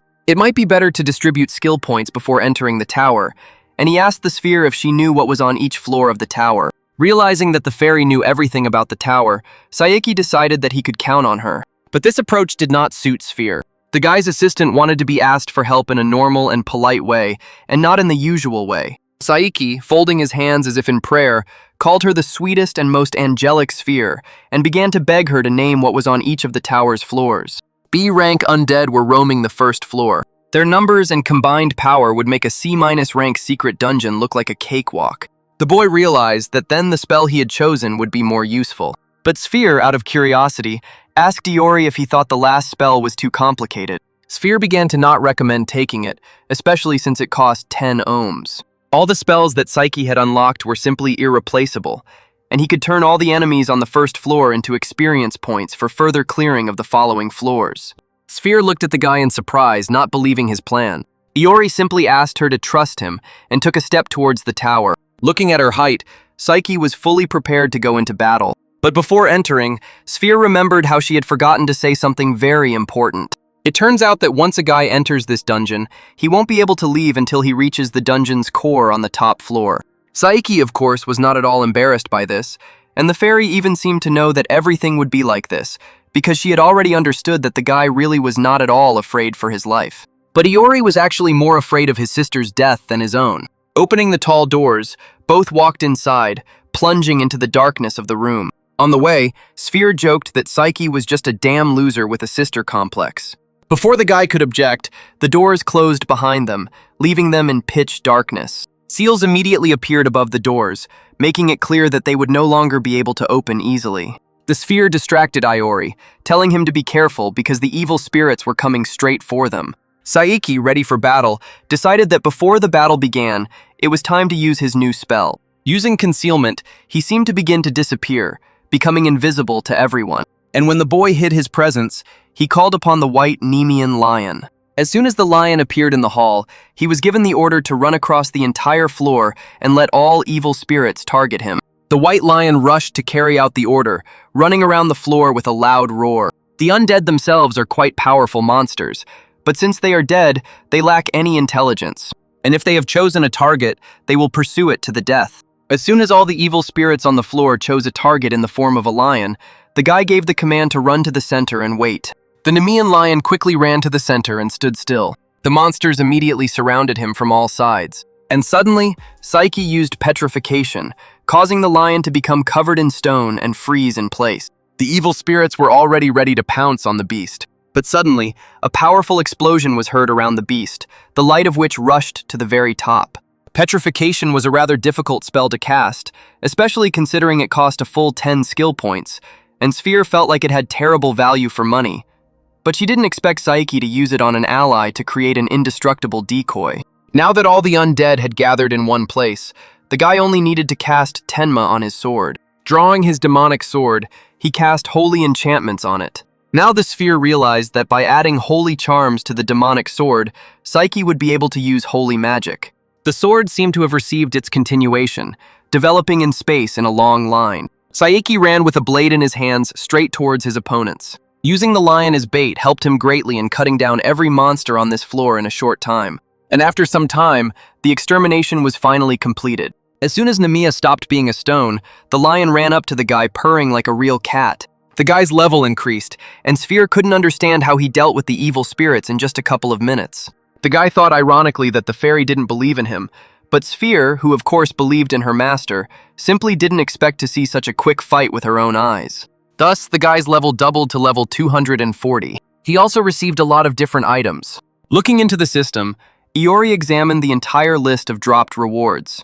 Not really understanding how much it would cost, the guy asked the fairy if it would be enough to earn 500 million yen. It turned out that if Saiki sold all these things, they would be worth approximately 600 million. And that meant it was time to end. But he forgot about the Sphere's words that they could not leave the tower until they defeated the monsters on each floor and reached the top floor. Hearing about the top floor, Saiki became thoughtful, realizing that for the sake of his sister's well-being, he needed to leave quickly. Lost in thought, he looked at the ceiling, pondering his next plan. Suddenly an idea occurred to him, and Saiki asked the fairy to look up. The Sphere saw only an ordinary ceiling above its head. The guy's assistant didn't understand at all what he was getting at. Saiki pointed to the ceiling, noting that he meant that it was indeed an ordinary ceiling, which did not have seals like the walls and doors. Having caught the idea, Sphere still didn't believe that he would succeed. The fairy suggested being patient for the secret dungeon. But now that Saiki has collected enough money to save Kotoha, he no longer needs this place. Getting ready to jump, the guy asked to tell him about the boss of the top floor. Sphere, realizing that he couldn't be stopped, decided to simply give in and tell everything about the boss. He was the Grim Reaper who controlled all the undead living in this tower, and the recommended level for fighting him was 550. In his current state, the guy wouldn't be able to defeat him, but the fairy, seeing Saiki's lack of common sense, understood that they wouldn't even listen to her. The sphere decided not to stop the guy in any way, suggesting that he quickly save Kotoha. Saiki was very grateful for such devotion, and sincerely thanked the fairy before jumping. If it was a Grim Reaper, the guy was sure that he would use ghost magic, which meant that in that case it would be worth using one spell. With its help, he will be able to completely suppress the boss. Using Tenma, the young man made a dash to jump, and he pushed off the floor so hard that it even cracked. A jump of incredible power began to break through the ceiling one after another. Saiki easily passed all the unnecessary floors, punching a large hole in each one. Now there was a shortcut to the top floor of the tower. Once on the top floor, the sphere reminded us to be careful, as this was the boss arena, and the Reaper could attack at any moment. Saiki understood perfectly well that in this battle, he could not afford to let his guard down. In order to defeat the Grim Reaper, in the guy's current state, he must prevent him from using his techniques. Suddenly, a Reaper in a robe appeared from afar. Raising his bony hand, at his command, skeletons began to rise from the floor. A whole horde of monsters rose from the ground. As soon as the skeletons rose, they began to move towards Saiki. Using the perception block, the guy froze in place, not moving. After using the spell, all the skeletons began to run past the guy as if he didn't exist. Using ghostly magic, the Grim Reaper causes the undead to attack his enemies. But if you use the perception block, they will consider the guy to be the same undead, which makes his magic completely useless. The Reaper looked at Saiki mysteriously, watching his tactics. The Reaper's gaze narrowed as if he was planning something, his eyes looking straight at him. Armed with a long scythe, the Grim Reaper seemed unsurprised by this outcome and was ready to go on the offensive himself. He suddenly began to disappear, hiding from prying eyes. Saiki, standing in one place, felt someone begin to appear behind him. In his past life, the boy had fought with the Grim Reapers many times, and so he knew all of their actions in advance. Using the magical Eye of Wisdom, Iori got into a fighting stance and finally reached the skill tree, because in the past, this was even Saiki's strong point. The magic Eye of Wisdom is one of the highest-ranking magic eyes, and while Iori is unable to unlock its full potential, he can only use its first form. This first form allows him to see his opponent's mana, and the Grim Reaper has no physical body, and since he often disappears without a trace, he is extremely difficult to hit. The guy pulled out his sword, concentrating his gaze on the enemy's mana. And if Saiki can see his mana, he can determine his location and get to him. Concentrating and standing in a stance, the guy tried to figure out which side the Reaper was on. And as soon as he sensed an enemy near him, Saiki jumped towards the Grim Reaper flying past him. The attack failed, the monster immediately disappeared into the portal. But it seems that this was enough to begin to sense the enemy. Taking the sword more firmly, Saiki began to wait for him to be attacked.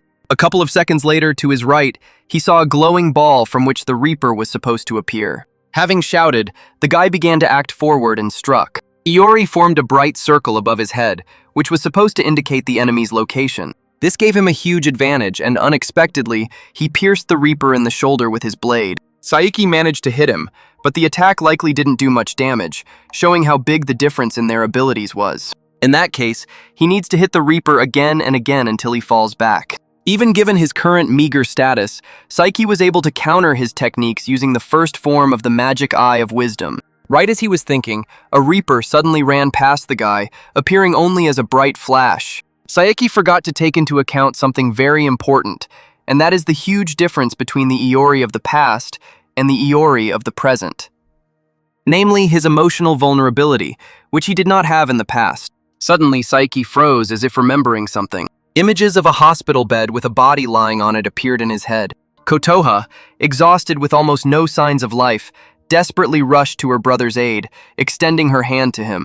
But suddenly her hand fell, and she stopped breathing. Saiki froze in place in horror, feeling the vision as if it were real. The boy extended his hand and shouted his sister's name, not noticing the Reaper slowly approaching from behind him. Iori came to his senses only at the last moment, when the enemy's weapon was a couple of centimeters from his face. Before the guy could react, he was pierced with a spear and thrown aside. The sphere screamed at the guy, but he fell sharply to the ground, unable to get up. The Grim Reaper, seated on his throne, watched from the side at the wounded Saiki. Seeing that he was able to hit him, the Reaper laughed madly. The young man, huddled on the ground, did not expect illusory magic. It seemed that things were really bad. The wound was too deep. The guy did not believe at all that he could resist the enemy, and did not know at all what to do. If Saiki died here, Kotoha would die too, which was absolutely unacceptable. The guy remembered his sister when she was still little. Then she boasted that she learned the waltz in a minute. The girl really wanted to show her brother what melody she had learned. Kotoha also tried to persuade her brother to watch her play. And Saiki, as always, agreed to look at his creative sister. And then she was the happiest in the world. The girl sat down at the piano and played the new melody she had learned, while Saiki listened attentively to his sister. The girl was very happy every time her brother praised her for a new piece she had learned. Kotoka lay on a hospital bed, covering her eyes with her hand, seeing these memories before her. For a moment, it seemed to her that her life was flashing before her eyes. And then everyone was truly happy. Kotoka played the piano better and better, and her brother praised her a lot. Sister Saiki began to think that her body was giving in. But the girl didn't want to die at all, and the last thing she thought about was her brother and the happiest memories associated with him. Saiki looked at the system in horror. A notification hung in front of him that left him in incredible shock. Not understanding what it was, the guy looked at the system's question. Does the guy want to remove the forbidden restriction? The Reaper sat on his throne, enjoying watching his victim go crazy. Meanwhile, the guy, like the sphere itself, did not understand what kind of question this was from the system. Saiki decided that if he could help Kotoha by lifting the restriction, he would do everything for her. Suddenly, the Grim Reaper appeared behind him with his weapon. The guy removed the restriction at the last moment, after which thick ice began to grow out of nowhere. There was a powerful flash, and Saiki had hope that he would be able to leave here alive.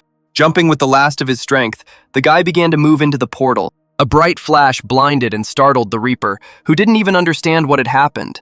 The flash and the impact gave Saiki the opportunity to get to his feet. Taking the staff in his hand, the guy was ready to strike. Raising her hand up, a bright blue light energy began to accumulate around the staff. The Reaper looked with horror at what the guy was doing. The Grim Reaper also attempted to defend himself by firing a charge from his weapon. But Saiki wanted to return to Kotoha as quickly as possible and wanted to smash this dungeon to pieces.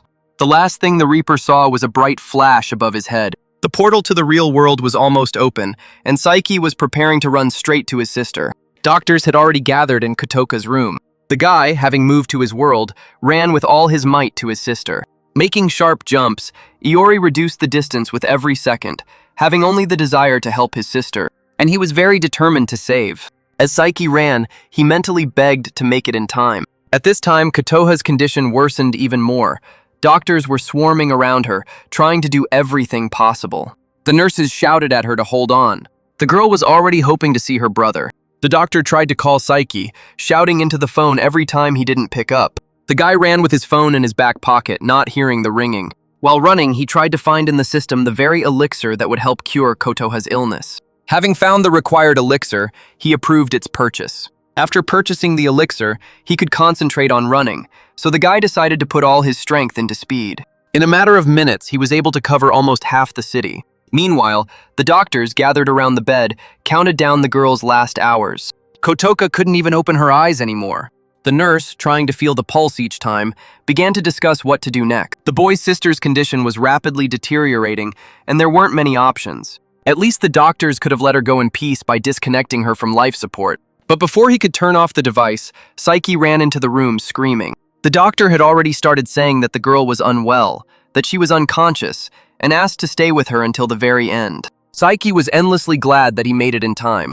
The doctor didn't understand what Saiki wanted when he saw him abruptly approach the bed. Lifting his sister up so she could sit up, the guy addressed her by name. Kotoha carefully removed her mask and did not answer.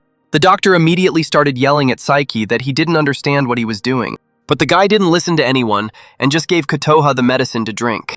The young man's sister drank the entire bottle while continuing to lie with her eyes closed. Saiki could only wait and hope that she would open her eyes. Kotoka still didn't open her eyes and even almost stopped breathing. But suddenly, her eyes began to gradually open, which meant that the medicine had worked. The doctors standing behind did not understand how this was even possible, and Saiki froze in place, seeing his sister come to her senses. After a while, Kotoka opened her eyes wide, finally seeing her brother. Saiki couldn't hold back his tears and burst into tears right in front of his sister. Unable to contain his emotions, he hugged Kotoha tightly, crying into her shoulder.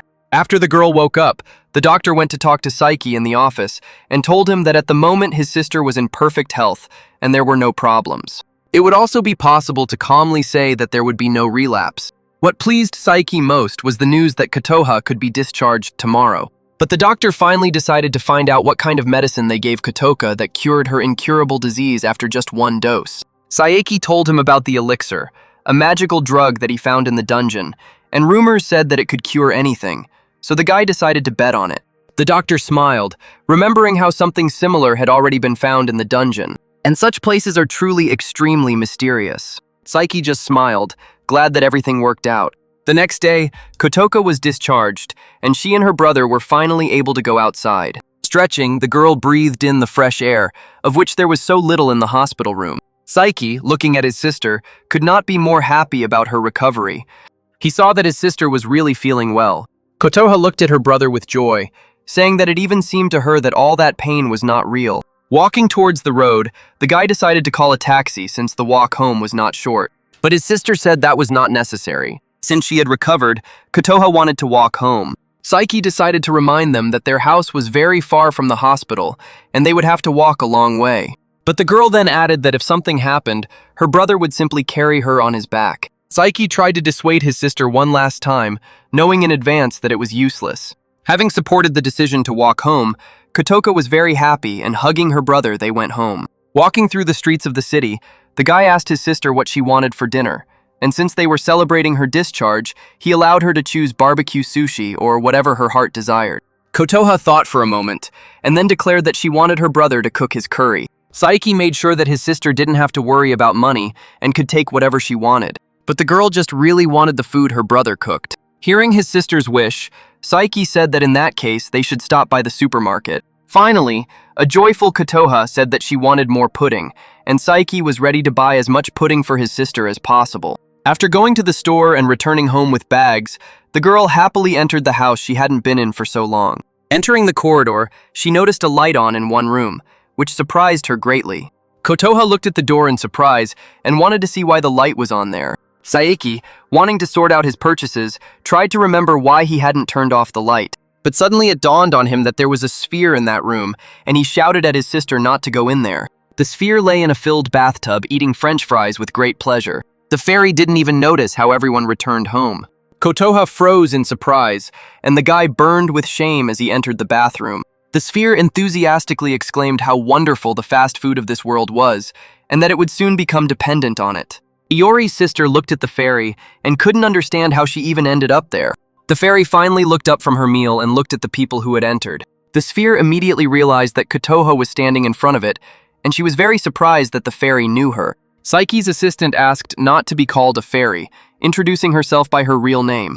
She also added that she helped the girl's older brother and saved his life many times. Kotoha first looked questioningly at her brother, who was almost consumed with shame, not knowing what to answer. And realizing what was going on, Kotoha began to thank the pleased fairy. Sphere noticed what kind of girl she was, brought up differently from Saiki, and Kotoka laughed at these words. Iori, standing outside the door, could breathe out, realizing that for some reason they seemed to be getting along. With the groceries on the table, it was time to prepare dinner. Having placed 3 servings of curry and rice on the table, the boy wished bon appetit to his sister and Sphere, who also sat down at the table with them.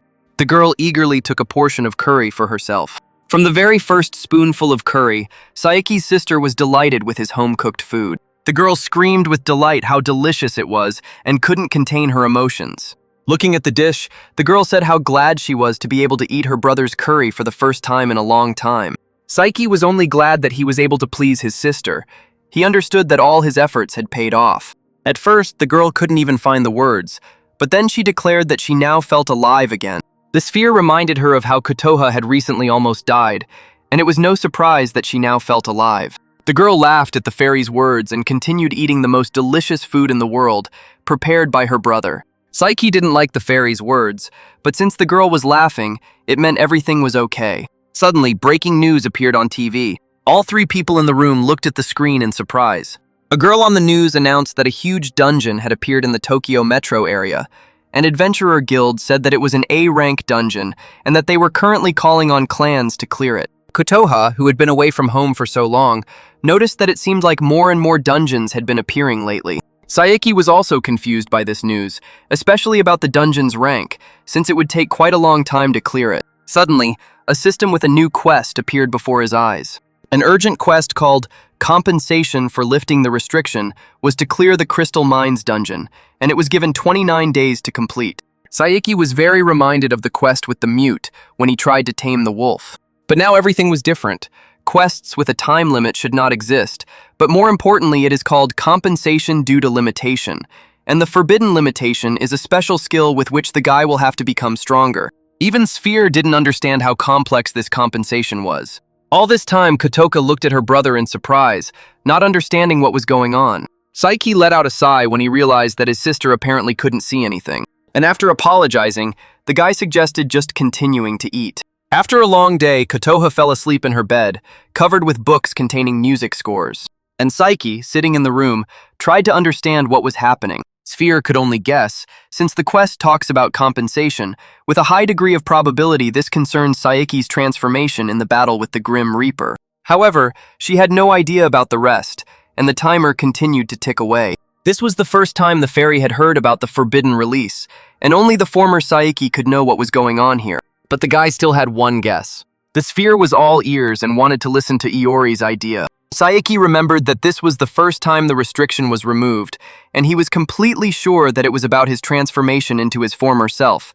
And if we consider it a spell, the conclusion is obvious. In fact, most likely, the removal of the restriction is a protective function of the forbidden restriction. It seemed to the guy that it should have worked, but when his life was in mortal danger, everything changed. However, for the spell to work, it requires an equivalent amount of energy. But during the battle with the Grim Reaper, when he removed the restriction, he did not need to pay any compensation. But based on the very basics of magic, such a thing is simply impossible. This means that in exchange for saving him in the battle with the Grim Reaper, Saiki must, under any circumstances, pay compensation as a deferred payment. But Iori still didn't understand much. Sphere was confused that the guy called it all a deferred payment. And this meant that the completion of the quest obliged the guy. And if Saiki doesn't complete the urgent quest within the allotted time, he will most likely die. The fairy, afraid of the consequences, panicked, saying that then they should hurry to clear the crystal mines, because most likely this is the same dungeon that was talked about on TV. Saiki also thought that this was the dungeon from the news, and it looked like his adventures as an adventurer were continuing. In the morning, Kotoka got ready to go to school. Having gotten ready, Sister Saiki said goodbye and went off to school happily. Saiki wished his sister a happy day and decided to wait until she left and then go on the quest. Kotoka couldn't get enough of her recovery, and anticipating a good day, went to school. Saiki, watching his sister from the balcony, was very happy for her. First of all, the guy came to the guild to ask to pass the exam to be promoted to rank A. His words were not even taken seriously, and he was asked again whether he was sure of his intentions. But Iori was 100% confident in his plan. The girls at the counter began to whisper that from time to time, incompetent people like that would come here and ask to take an exam that was inappropriate for them in order to get promoted, and they thought that Saiki was just trying to prove himself. The guy heard perfectly well what they were saying about him, but decided not to react in any way. Crystal Mines is a huge dungeon that suddenly appeared in the Tokyo metro area due to the fact that it is under the control of the Adventurers Guild. This dungeon is a normal one, not a secret one, and in order to clear it, the guy will have to join a clan of at least rank B. But to do this, he will first need to increase his own rank, because he has only been in secret dungeons, and therefore his rank reflects an obvious lack of achievements, and there is no other choice but to immediately increase his rank.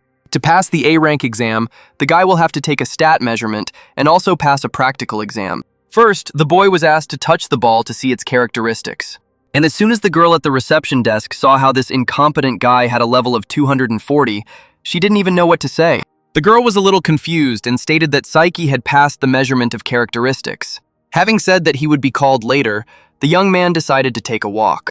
As he walked down the corridor, he noticed someone arguing off to the side. The tall man yelled at the boy that it was no wonder a brat like him was thrown out, while the boy insisted that he wasn't the only one responsible for them failing to clear the dungeon.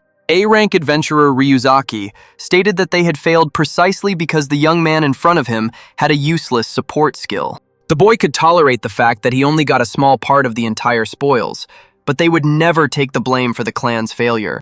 Ryuzaki said that they couldn't clear that dungeon only because of the guy's short-sightedness. The adventurer was about to hit the guy for simply trying to shift the blame. He swung and shouted that it was no wonder he had been expelled. But suddenly Saiki stood in front of the young man, covering him with his body. Ryuzaki looked at the guy with confusion, calling him a bastard. Saiki claimed that he was just an adventurer passing by. The man suggested that it would be better not to poke one's nose into other people's business and to step aside. But Iori wasn't going to approach until it came to blows. The man was about to start a fight with Saiki, but the loudspeaker asked Ryuzaki-sama to come to the reception. The guy left Saiki, saying that they should think how lucky they were to have avoided a fight today. But Ryuzaki wasn't going to let them go just like that, and promised to return to the conversation a little later. The guy, left alone with Saiki, apologized for having to intervene, but Iori was not against helping. Saiki was curious about what had happened between them, but the guy was embarrassed to tell this story, because from the outside it would look like a complaint. It turns out that that man Ryuzaki is the leader of the Red Dragon clan, which the guy belonged to, and it was an excellent clan with high morals. They wanted to clear a high-level dungeon with a group of 10 people, but then they stumbled upon a trap in which everyone died except Ryuzaki and the guy himself. The blame should be solely on Ryuzaki, since he was the leader of the clan, and the guy himself, as a support, had a rather low position. It all sounded very terrible, and Saiki even felt it. Finished speaking, Saiki was called to the exam for promotion to rank A. But before Iori could leave, the guy suddenly shouted that perhaps Ryuzaki had been called to the reception desk specifically to act as an examiner. Most likely, he will be Saiki's opponent. The boy warned Iori that every time Ryuzaki acted as an exam, his opponent received terrible injuries. Even this didn't frighten Saiki, and the boy was prepared for any surprises during the exam. The young guy still began to worry about his new friend. Saiki entered the arena. Ryuzaki began to laugh and gloat at the guy. A wild look came out of him while Iori calmly prepared for the exam. Finally, Ryuzaki told the boy not to think that he would be able to get out of here unharmed, promising to make sure that Saiki could no longer become an adventurer. But Iori, to his surprise, said how glad he was that Ryuzaki had become his opponent. After all, with such a thug, there was no need to hold back, and it was possible to get even in full. Ryuzaki tensed up after hearing such words from such a weak-looking guy. The practical exam began, and Ryuzaki was the first to go on the offensive. He swung his fist and missed the first blow, which landed on the ground. Saiki dodged the enemy's powerful attacks in time. Saiki even found it amusing to see the enemy split the ground with his bare hand. For an A rank, Ryuzaki had pretty high stats. But for every blow, the guy ran away or jumped back, thereby angering his opponent even more. Ryuzaki, who thought he could win so easily, didn't expect this from Saiki. Meanwhile, Iori himself also decided to go on the attack, but not from below, but from above. Even though Ryuzaki noticed him, the boy flew straight at him to deliver a powerful blow. Saiki dodged his opponent's fist in mid-flight, further irritating him. After doing a somersault, the guy was able to touch his back. And having caught the fulcrum, Saiki dodged the new attack, after which he was able to push off from the opponent's back. The young man jumped back almost to the edge of the arena, and his opponent, turning around, just smiled, thinking that Saiki could be defeated so easily. He just thought the guy was lucky to be able to dodge the attack.